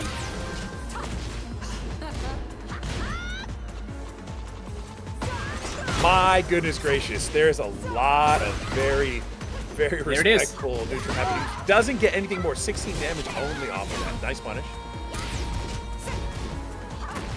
Only extending the down for 1+2 as well, catching Shadow 20Z, challenging. But yeah, as we were saying, there's a lot of respect here, as none of them are still half health. 30 seconds left to play. Now they're in half health. And both of them still have heat utilized. Oh, man. Oh, no! Misses the wall standing 2.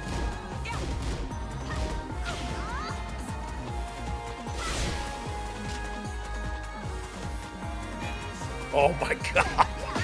Oh, blocks is the big one. The Hail Mary is put back. No rosaries today. Evens it up 1 round to 1.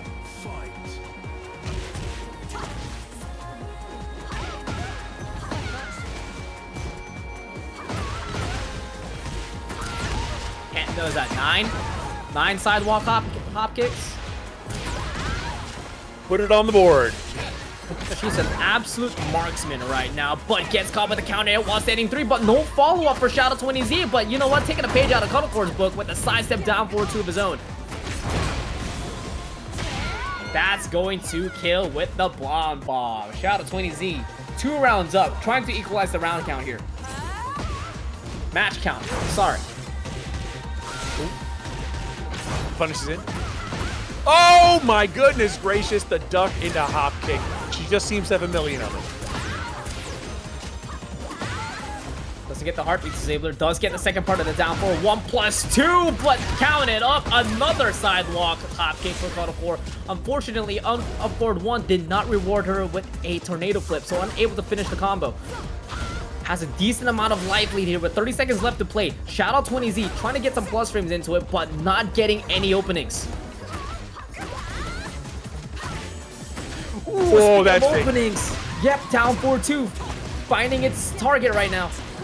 Activating the heat to get a bit of health back, and of course, trying to chip her down even more. 10 seconds left to play, but no room to breathe as she moves on forward to forward 4. It's pushing us into a final round situation here. Big back turn launch moment.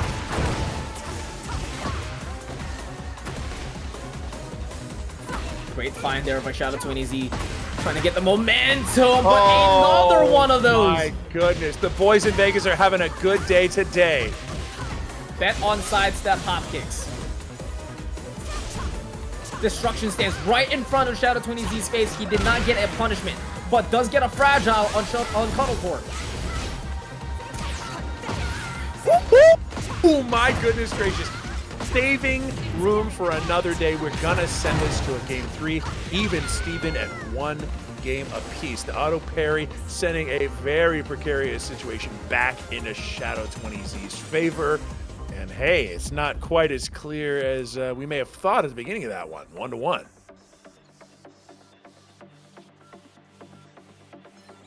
Bro, 2 call-outs by that Chaos Judgment by Shadow20Z. Beautiful reads by Shadow, but it was a very difficult match. It was only game 2, pushing us into a final round, and both of these players are going at it, man. It's pretty clean back and forth, but hey, let's close in the bounds of the stage just a little bit and see how that impacts the outcome. Who likes it close? Who likes it nearby? We're gonna see.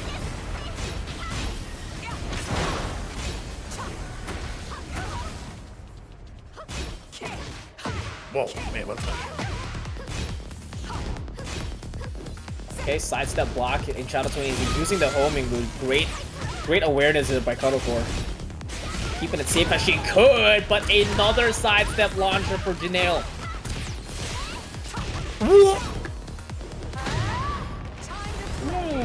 Pleasure time into Assassin's Dagger. Catches them pressing with a 4-3-2. Here comes the heat dash combo here for Shadow20Z, and he now has the life lead. What the hell? Where are you going, Anna? Alright. Swing and a miss. A literal swing and a miss. I took a wrong turn at Albuquerque. How did they end up here?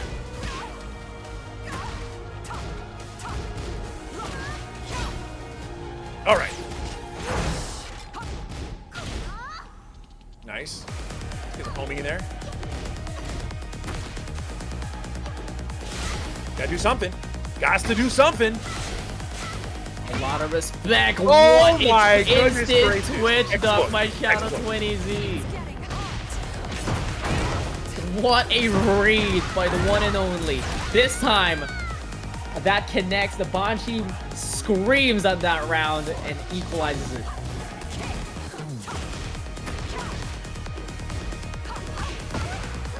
Nice step. Punishes there.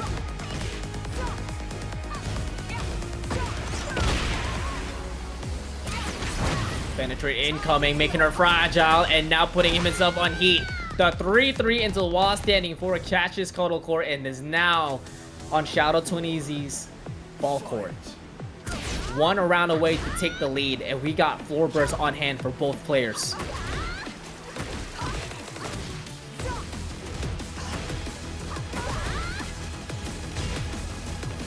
Oh, jeez.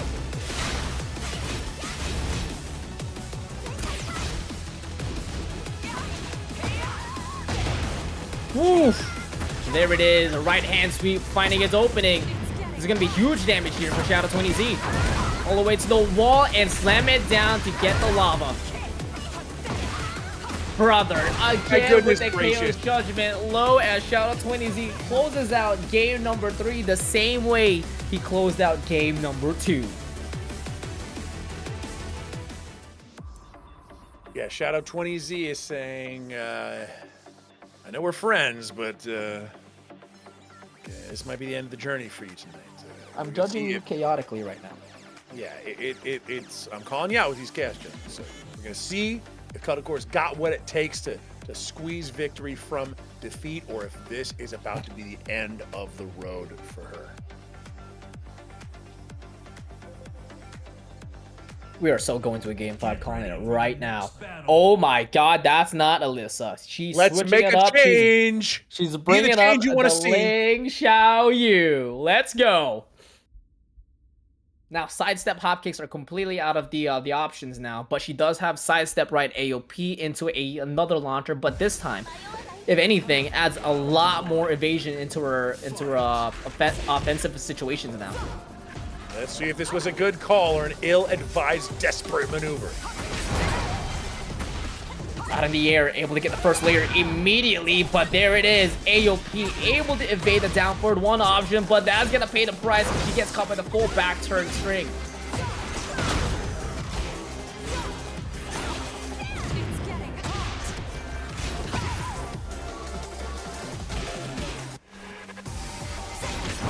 Blade 4-3-2. Well, both of them extinguished, but Shadow 20Z able to get a little bit of help back.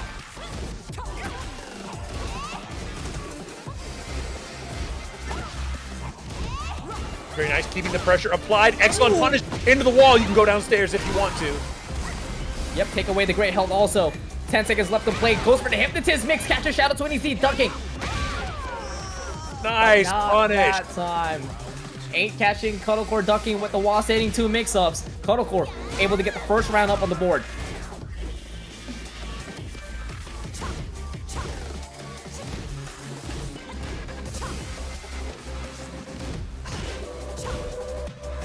Trying to lock him down with the homie, but the benefit is so small. Yeah. Getting chipped down. Nice conversion. Taking away the walls as well. Up back 3 to activate the tornado flip. And utilizing the heat. Adding more damage and just playing that mind games right now with the Hypnotist mix. Whoa, what an instant flash step, but what a back turn parry by Cuddlecore. Hop kick out of here. Why no? We'll still do it. No matter the character, I will do it, she says. If I have it, I will use it.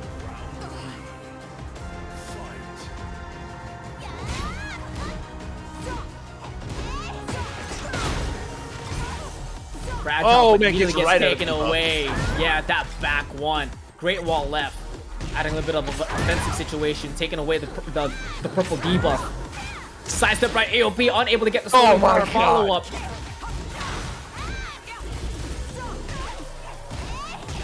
Oh, it's getting a little bit shaky here, Kai. All right, a win on the board, looking to close this one out and end the Cinderella story.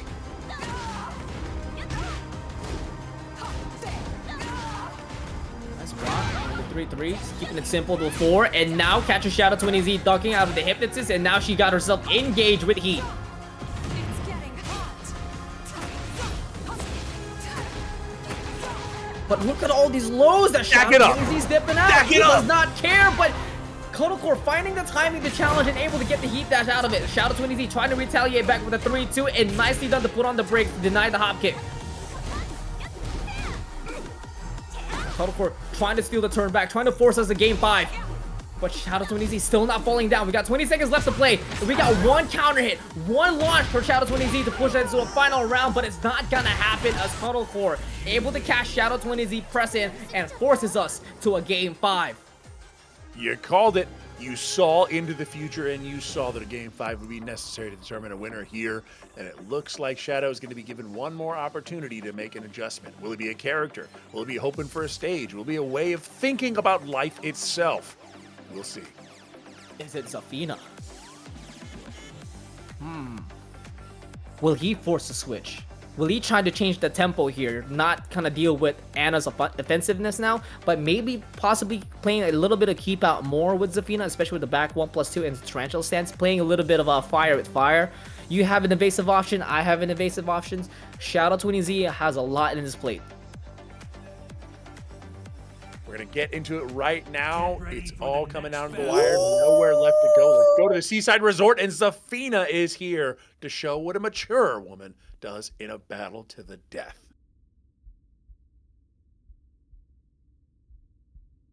It is the power of Phoenix versus the power of Azazel.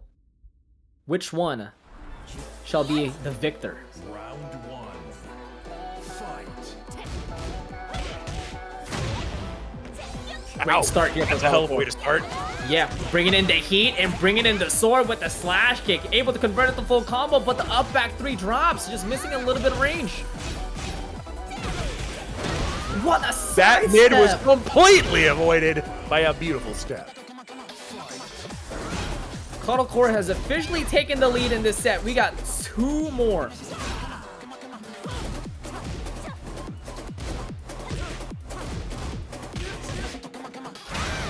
Nice punish. Shadow 20Z not ducking that time, but the back turn mix-up is the bane right now for Shadow 20Z. Finding an opening here to get the back 1+2 connected and getting the install. Nice slow out of the armor here, able to reward themselves a counter hit. They should connect here and push Shadow 20Z all the way to the wall. Holy smokes!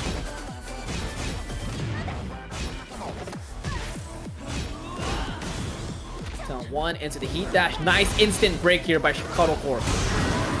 Her heat's running out, but she has a lot of great health to recover, and that's the way to do it. Able to get the whip punish out of the Shooting Star Nova, and now has the life lead as time's running down. But Shadow 20Z able to get the conversion, but unable to fully the comp. Big hit, no! All right, here it goes. We're getting down to it. We're getting down to it. Cuddlecore looking real good. The Zafina not seeming to have a positive effect at all.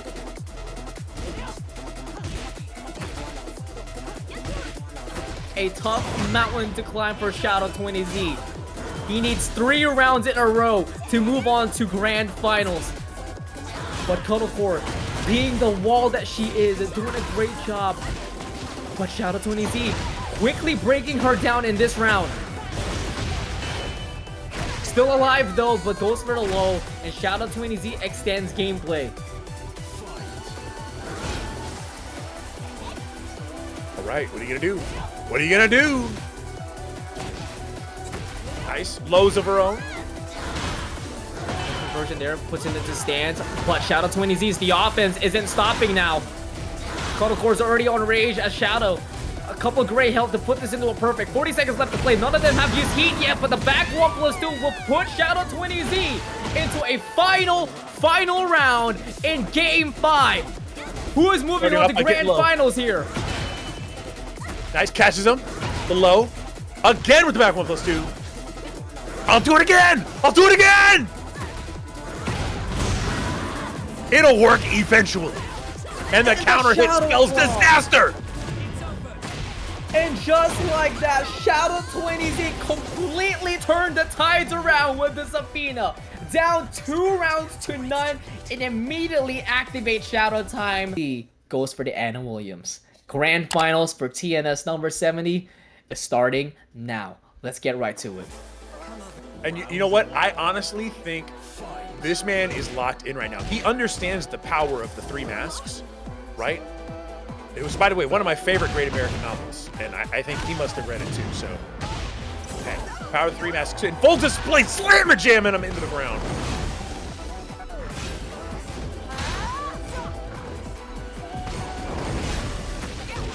Hey, nice Ooh. one. Get him on the wall. Not a big combo. Almost gets the back turn. That'd have been a full conversion if it wasn't for that side wall axis, though. But shout out 20Z. On paper, looking pretty advantageous right now with heat. But Tomoriru not afraid right now. 25 seconds left to play. Still goes for the Shining Wizard, trying to waste more time. Nice punish. Sidestep into the toe kick. DDT follow-up, tries to go for the Shining Wizard, but Shadow 20Z commits on the duck.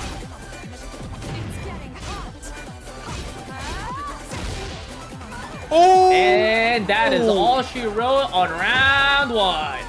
Not the palm trees. Coconuts abound.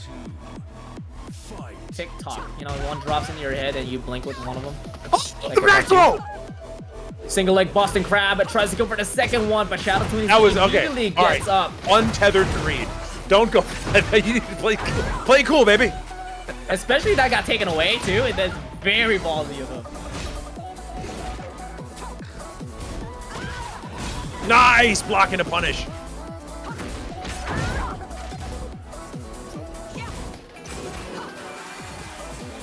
Break 30 seconds to play. Tries to go for the mid option on the full crouch, but Tomoriru is not flinching.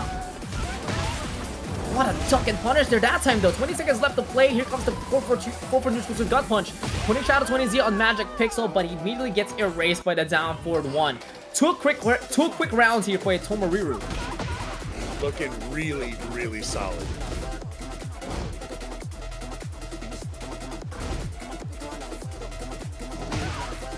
Oh!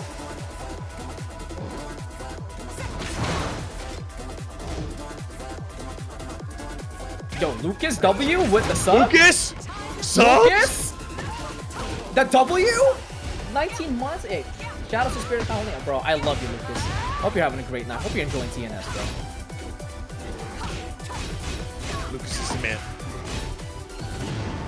I love him like a brother. Sidestep, no! No down forward 2, but still has the pressure going on. 20 seconds left to play. Heat's running out by Tomoriru, but it's the health running out also. He goes for the heat smash, but Shadow 20Z immediately jabs out of the Jaguar sprint. Out of time. Out of time. Got to do something desperate. Unblockable. 5 seconds. Yes! I knew he was going to go for that. You sly devil. And it was too obvious, so Shadow knew it was coming. That was the only answer. That into a Rage Art would have definitely stolen the round, but Shadow 20Z stays alive, extends gameplay. Here comes the grab, but will this reach the wall? No, it will not, but it will take away the debuff.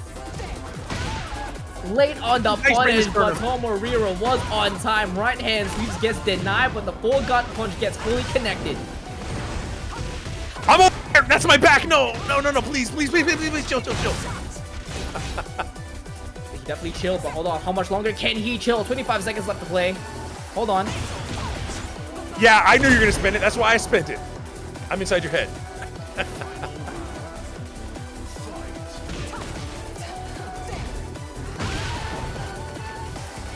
Full crowd sweep. Yo, the bad guy from Robocop coming with the prime sub, bro. I didn't know he went back. The bad guy from Robocop is base. Thank you so much for the subscription. 40 seconds left to play. He has the life lead right now. Nicely done to break out of the giant swing. He's got rage. But he's gonna back rage. away. Closes out the distance, activate the heat burst, puts him on -3.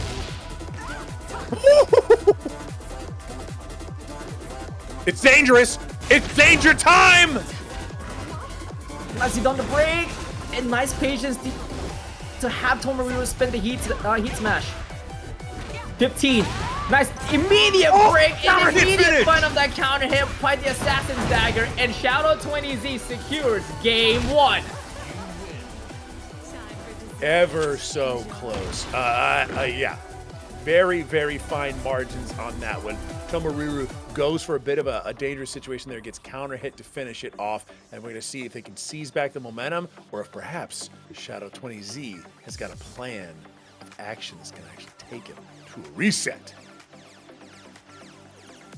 I believe, Kai. I believe.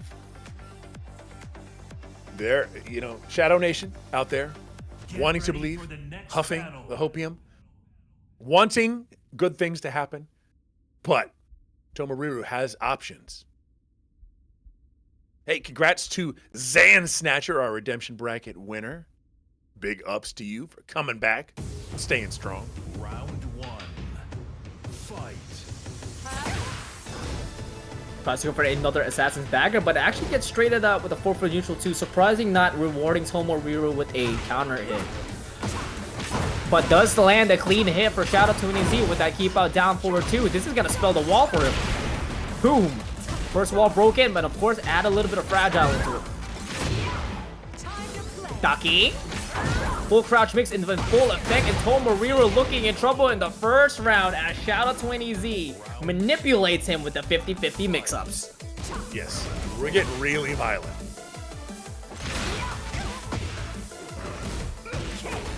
Nice punish. One more time. Ooh! Wow, delayed hop kick for big damage. Nice. Tomo is in New York, from Philippines, and yeah, Shadow 20Z is from Chicago. Nicely done to break out of the giant swing. Good weight. And that actually works! Dead? Dead. Okay, okay. Man. Get some breathing room. Get some breathing room. A little life in these veins. Debuff. Nice punish. Break is there. Coming in with the nice. Reaching out. Back 1-2. Oh, getting a little tricky there. Watch it. Oh. All right. All right. Play cool. Play cool. Side step. Walk it over the wall. Why not? Let's go. A lot of respect here right now, but Shadow 20Z starts disrespecting him with the right hand sweep, pushing him all the way to the wall. Now he's trying to get some momentum here, trying to get some pacing, but Tomoriru trying to match it as well by activating heat. 20 seconds left to play. He's going for the Jaguar dash and getting him with the mid. And he's gone. Step on him. It's getting hot.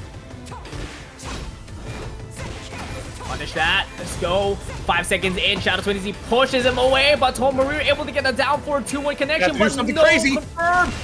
Side step 3 and Oh my goodness gracious.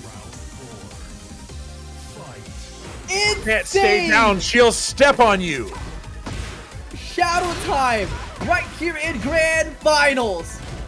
Just like what the GOAT says, like what Ty said in the chat. Another counter hit with Assassin's Dagger. Shadow 20Z is on full offensive mode now.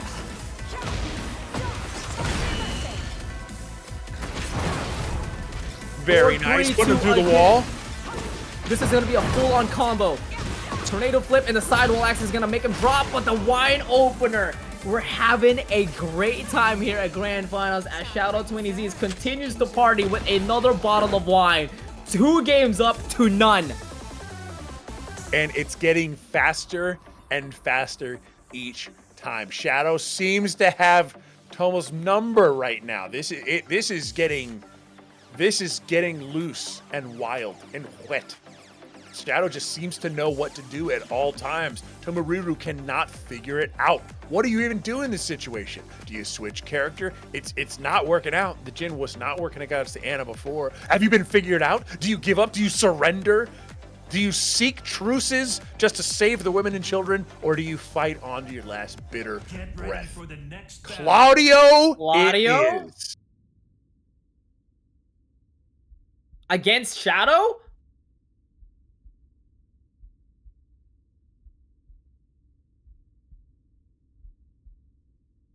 This is wild. Round 1. Fight. All right, this game right here, if Tomoriru wins, he has to stick with the Claudio until the bracket gets resetted. But Shadow 20Z, 1 game away to completely resetting the bracket.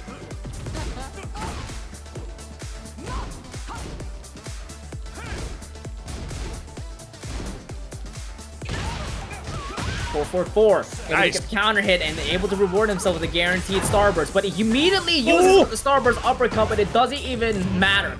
Sky Slash Nova is the true burst in this game as he pushes Shadow 20Z all the way to the wall and able to whip out a backflip with punish. Not a bad way to get started, given the deficit you found yourself in.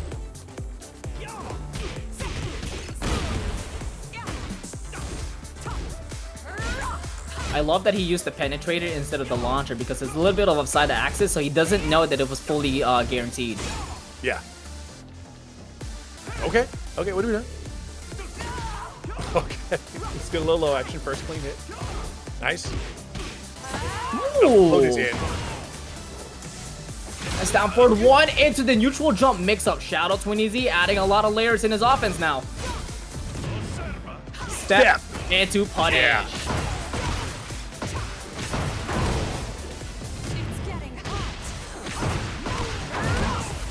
Let the Banshee scream and close it out with a down 4. Shadow 20Z evens up the round here.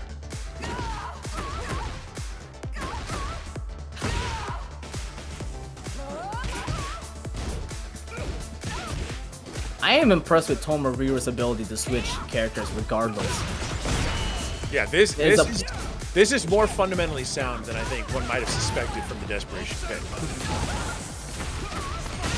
Boom! Oh, that combo ender hits every time, no matter what game. But look at that, Tomoriru is now on the final round situation here, potentially forcing us into another game.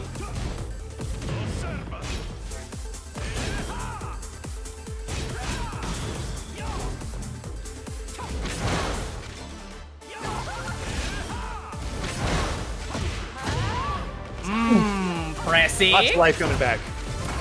Oh, he didn't commit, but that's completely okay. He was able to stop his offense here, able to block out of the power crush, and now Shadow 20Z still has the offensive pacing now, but Tomoriru able to switch the sides here, and now putting it on Shadow 20Z on the defense.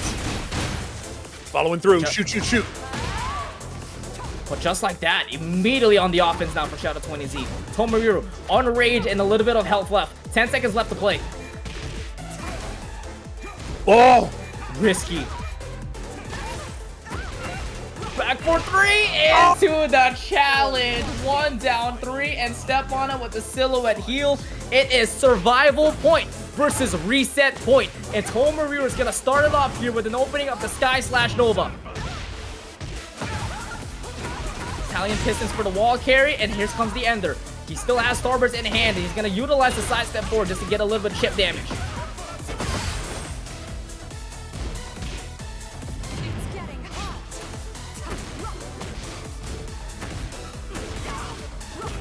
Uh-oh.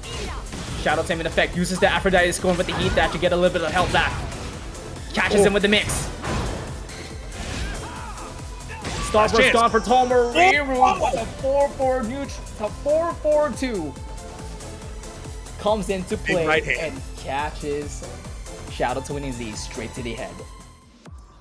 The big right hand saves the day and keeps the initial set open, but Tomoriru has an uphill battle, like you said. At this point, I mean, Shadow's got all the time in the world to consider exactly how he wants to counter that Claudio. Multiple character selections might turn this thing into an easy kill confirm and send it into a reset. It depends on Shadow what's to do. Get ready for the next battle. Taking it with Anna. I know one thing for sure. When it comes to going up against Claudio, I don't think Shadow 20Z is a fan of the Claudio mirror. He's going to keep up with the Anna Williams. Keeping on what's work.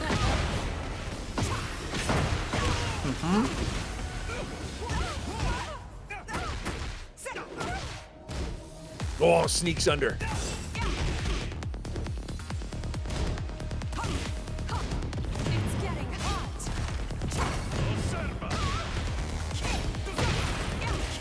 Ouch! What a block out of the right hand sweep. Great scouting Massive. there by Tomoriru. Punish. Nicely done.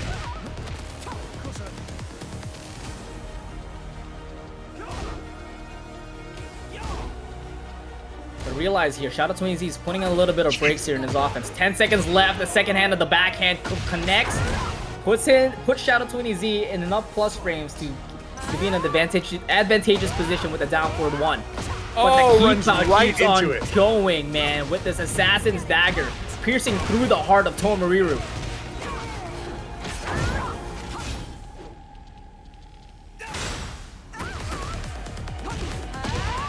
Float combo, but unable to convert it though. But does push Tomoriru to continue to the wall. And closes it with the down 4. He is on reset point once again. Managed to get a single game with the novelty of a new character, but it seems like Shadow has totally regained all the momentum necessary to finish this one out. It's about to be a reset if he can just hold on one more round. Ooh, down back 2. The counter hit, giving Tomoriru starburst and heat, and of course, taking away the lava away from Shadow 20Z. But the massive incoming, the call out. And that right there is what you call a reset. All right, we're headed to the grandest of finals, the last stop on this route. Nowhere left to go. One person's going down hard, one person's going uptown. But hey, new chance to pick characters. Once again, Shadow and Tomoriru can make new calls on this. I think the Ana's gotta be what Shadow stays with. Tomoriru has a chance to believe either A, in the heart of the cards, or in perhaps sending him for a loop once again. Might even see a lead. Do you pick the king and just say, I was born to do this? Or do you make a desperate call and try to change the stack in your favor by picking a new character? He does have a Clive as well on the backhand, so I have a feeling he might switch out to that. But with this bracket reset, I think King's coming back to play. Get ready for the next battle. Yeah, I'm feeling that. I think you gotta. I think you gotta just say, I did it once, I can do it again, and I just need to lock in. Bro, Asherbach picking the lead, bro. If only, right? If only.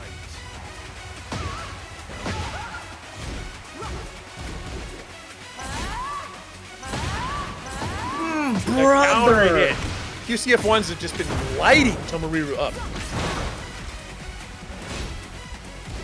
That elbow is the bane of Tomoriru's existence right now. But right back at you. Counter hit for counter hit. The back 1-2 fully extended here.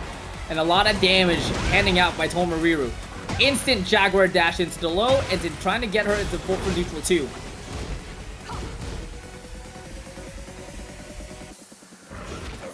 He still has heat. Goes for the generic suplex. Unable to break it. And Shadow 20Z falls on the down 4. All right, with a whole new lease on life, Tomoriru does manage to take the first round. Getting chopped down right now a little bit. Misses with the armor. Nice set. Oh, and the punishment's coming hard and heavy.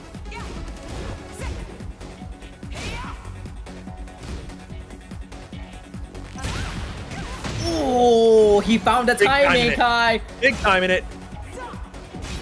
That could have been a whip punish also. Doesn't believe in the 4-2-1, but he's gonna complete. Just gonna back away, have his heat run out. Nice shining wizard. He's able to regain a little bit back as well.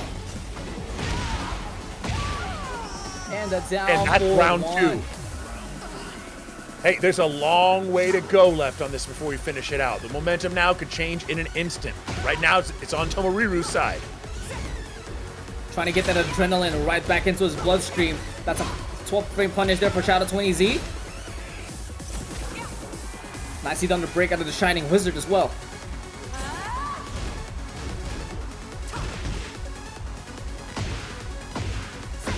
Nice. Connecting.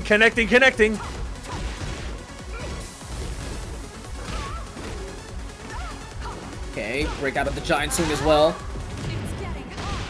First one to activate heat for Shadow's side. Trying a little bit of more pressure here.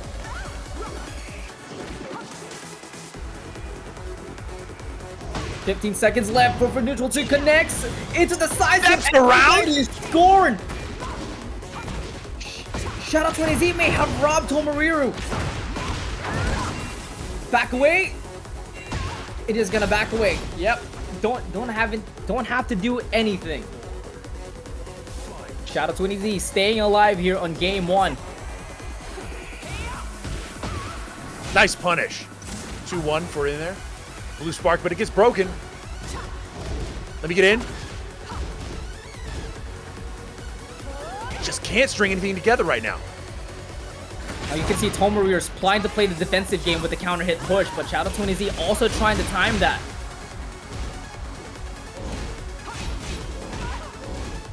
Oh, that's gonna be huge. And give her a shot, she says. Give her a chance, and she's gonna take it. Shadow 20Z endlessly chipping away. Tomoriru rewarding himself with a float combo and a conversion of that round. Final round here on game 1 for grand final reset. The light is starting to fade. Shadow is just about to send him into the shadow zone. Oh, that step though?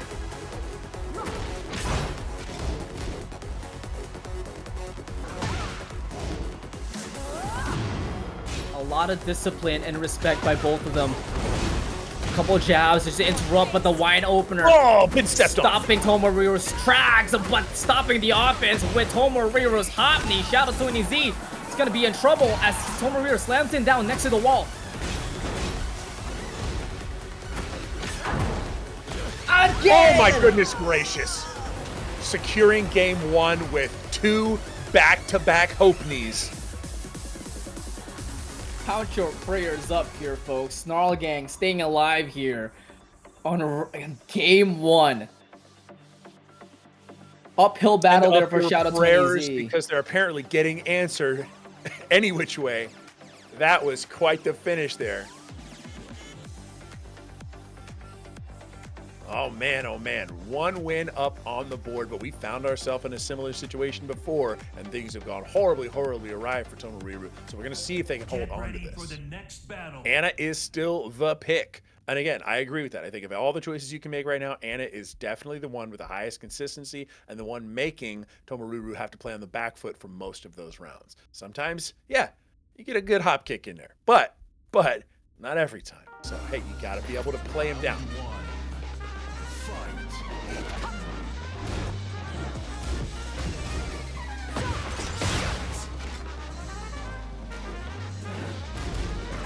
Notice that Shadow 20Z isn't really using quarter circle QCF1 a lot now.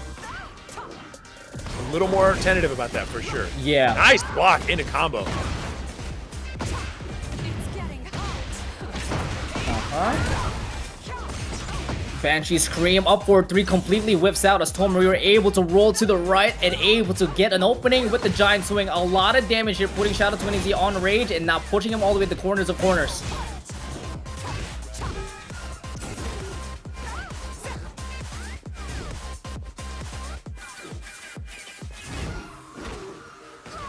Damn, good giant break. swings coming in. 4-3-2, no heat though for Shadow 20Z. 10 seconds left to play, but remember folks, what time is it? You're running out. Oh no, you're gonna get hit! And even just for good measure, parries the low.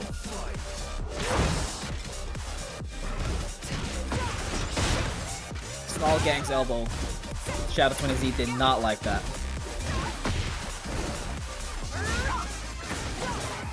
Oof. Wow. Float. Nice. All the way to the power slam down. Okay. Switching out the sides here. Completely missed the target, but Shadow 20Z have a pretty good positioning right now as Tomoriru fighting out. Marcy on to break the grab one more time. Man, it's getting tense. It's getting tense. 15. Now he's activating heat. Now he's gonna chip out a lot more damage here for Shadow 20Z's side. Time's running out, but Shining Wizard does get connected. He's gotta be really careful here, but the running knee shuts Shadow 20Z down as Tomoriru forces an equalization around here. Absolute back and forth gameplay right now. This is crazy. They are hitting that midnight fatigue right now. They are playing out of their minds. Back away. Shadow 20Z on the oppressive side, catching Tomoriru pressing plus frames on plus frames, but now it's on Tomoriru's side to bring out the offense. Shadow 20Z back against the wall as Tomoriru has all the resources needed, but not a lot of health. Gotta get in there. Oh my god, auto parries the clam punch. Oh. This man said, I was waiting. What an insult to injury, if you ask me, man. Here comes the Assassin's Dagger, trying to catch him pressing now. Tomoriru is completely stunned. Back up against the wall as Shadow 20Z consistently jabs out, add more pressure. Oh, out of here. Chaos Speaking Judgment of auto. again.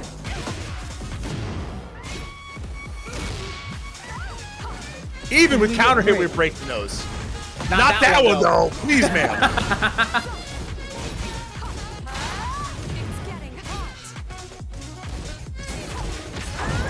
That could have been a whiff punish with the heat smash. That could have been it. Last shot. Last shot. Where's the hope knee?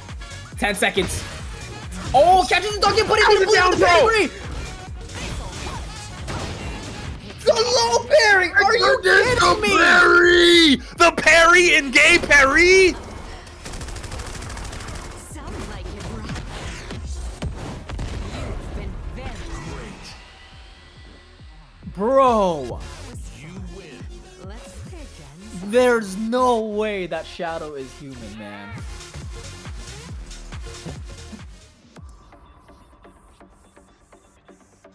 Yeah, that was nuts. That was nuts. All right, so we've sent this even now more even in our grand finals reset. The grandest of finals here, no going into game 3 of potential 5. We're going to see if that last little bit of momentum has Shadow pulling out ahead even further, or if Tomoriru yet has life in him. Get ready for the next battle. We are going the distance, folks. I can feel it. Feels it in his loins. He always has a good feelings when it's in his loins. Nice. Okay, there we're getting it. We're getting me down through there. Finally. Okay, you goofed it up last time. Oh, nice.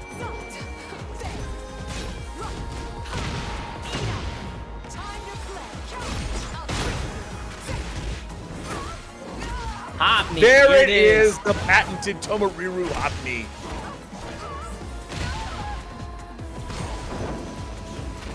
Counter prayers and count the RKOs. Tomoriru able to get that round in convincing fashion here.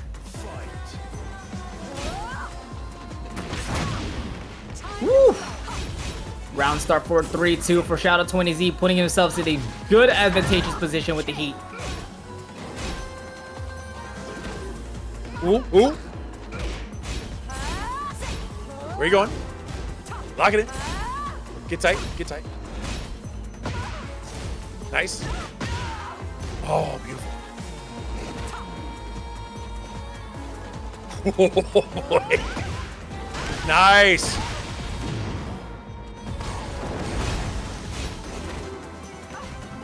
Okay, Man, again. oh man, I would not have broken that. Yeah, Shadow 20Z's throw breaks have been on point this set.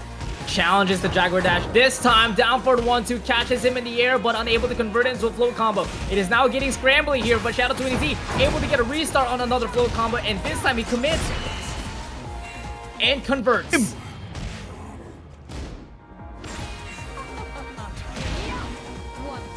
Right at the top of the noggin. 1 round apiece here in game 3. Oh my goodness. We've seen it once. We've seen it a million times. It just works. Catches the timing of Tomoriru once again. Assassin Dagger piercing through his heart and taking away a good amount of health. Oh my god! Full screen. Easy chip damage here for Shadow. Boom. Nice. RKOs are working now. He's realizing that he's not ducking, and now he goes for the low and double down on the low with a 4-4 neutral 2, and this should close out the round. Tomoriru back again on the lead. Can't believe we have zoning characters in Tekken. It's crazy. I mean, June exists. He's so right. He's so right. Nice. Broken blue spark. And that counter hit for big old damage. Boom. Again with the RKO. He's now noticing a You can't be pattern. breaking these, ma'am. He's trying to make Shadow20Z duck out of the Jaguar dash, Oh! but it doesn't even matter. Catches him pressing regardless with the hop knee. Tomoriru looking like himself now. Magic Pixel on the left, but here comes the right hand sweep. Shadow20Z still staying alive though. It's getting hot. If he does this Need more correctly, life now. he can complete the Shadow Time comeback. Here comes the mid. No He way. caught himself ducking. No He was way. able to revitalize as well. He now has the life lead.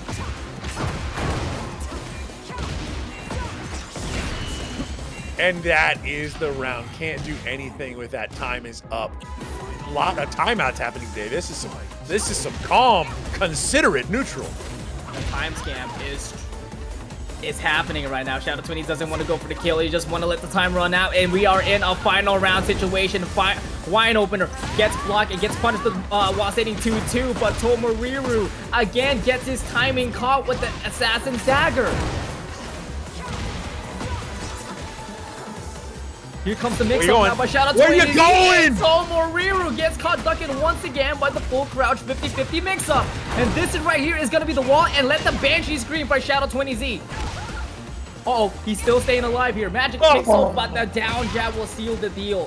Shadow20Z is now on the lead in the Grand Finals reset with 1 game left to get the W. That this is coming down to it. Right now, Shadow just is maintaining spacing and timing a lot better. It's never that Tomoriru is timing Shadow out. It's always the reverse. So yeah, just having a much better sensation of how to stave off that whittling of damage. Because you know the neutral game is being played right now between forward neutral 1+2 and forward neutral 2, right? Hey, you don't want to duck these out. The problem with that 50-50, if you want to call it that, is that just taking the forward neutral 1+2 with no counter hit is not the worst thing in the world. It's like, what, 2 damage, something like that?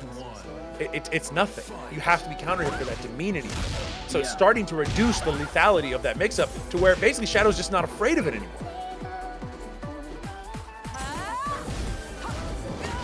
That was close, Kai. That was close. Love it. Oh, it's you get the trade, but still it was in there. Add in the tally regardless. It's getting hot. Oh my god. Bye-bye. How is she allowed to have a weapon? Oh no, oh my god. 20 seconds into the down jab. Shadow20Z is extending the lead 2 rounds away. It just doesn't seem anything to do Tomoriru can do to get this thing back on track. Tomoriru is desperate. And punishes as well. 12 frame on the forward 2 down 1. Shadow20Z is definitely on point. Tomoriru is looking stunned. What can he do here? What a block on the down 2, but then it doesn't commit on the while standing 2-2 punish.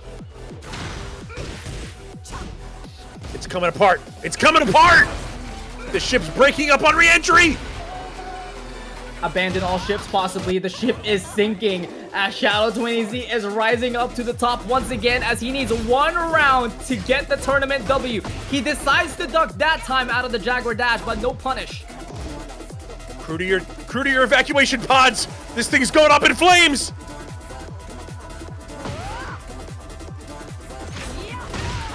Woo! Nice. Finally get some big action. That really needed that for the momentum change. Get him to the wall.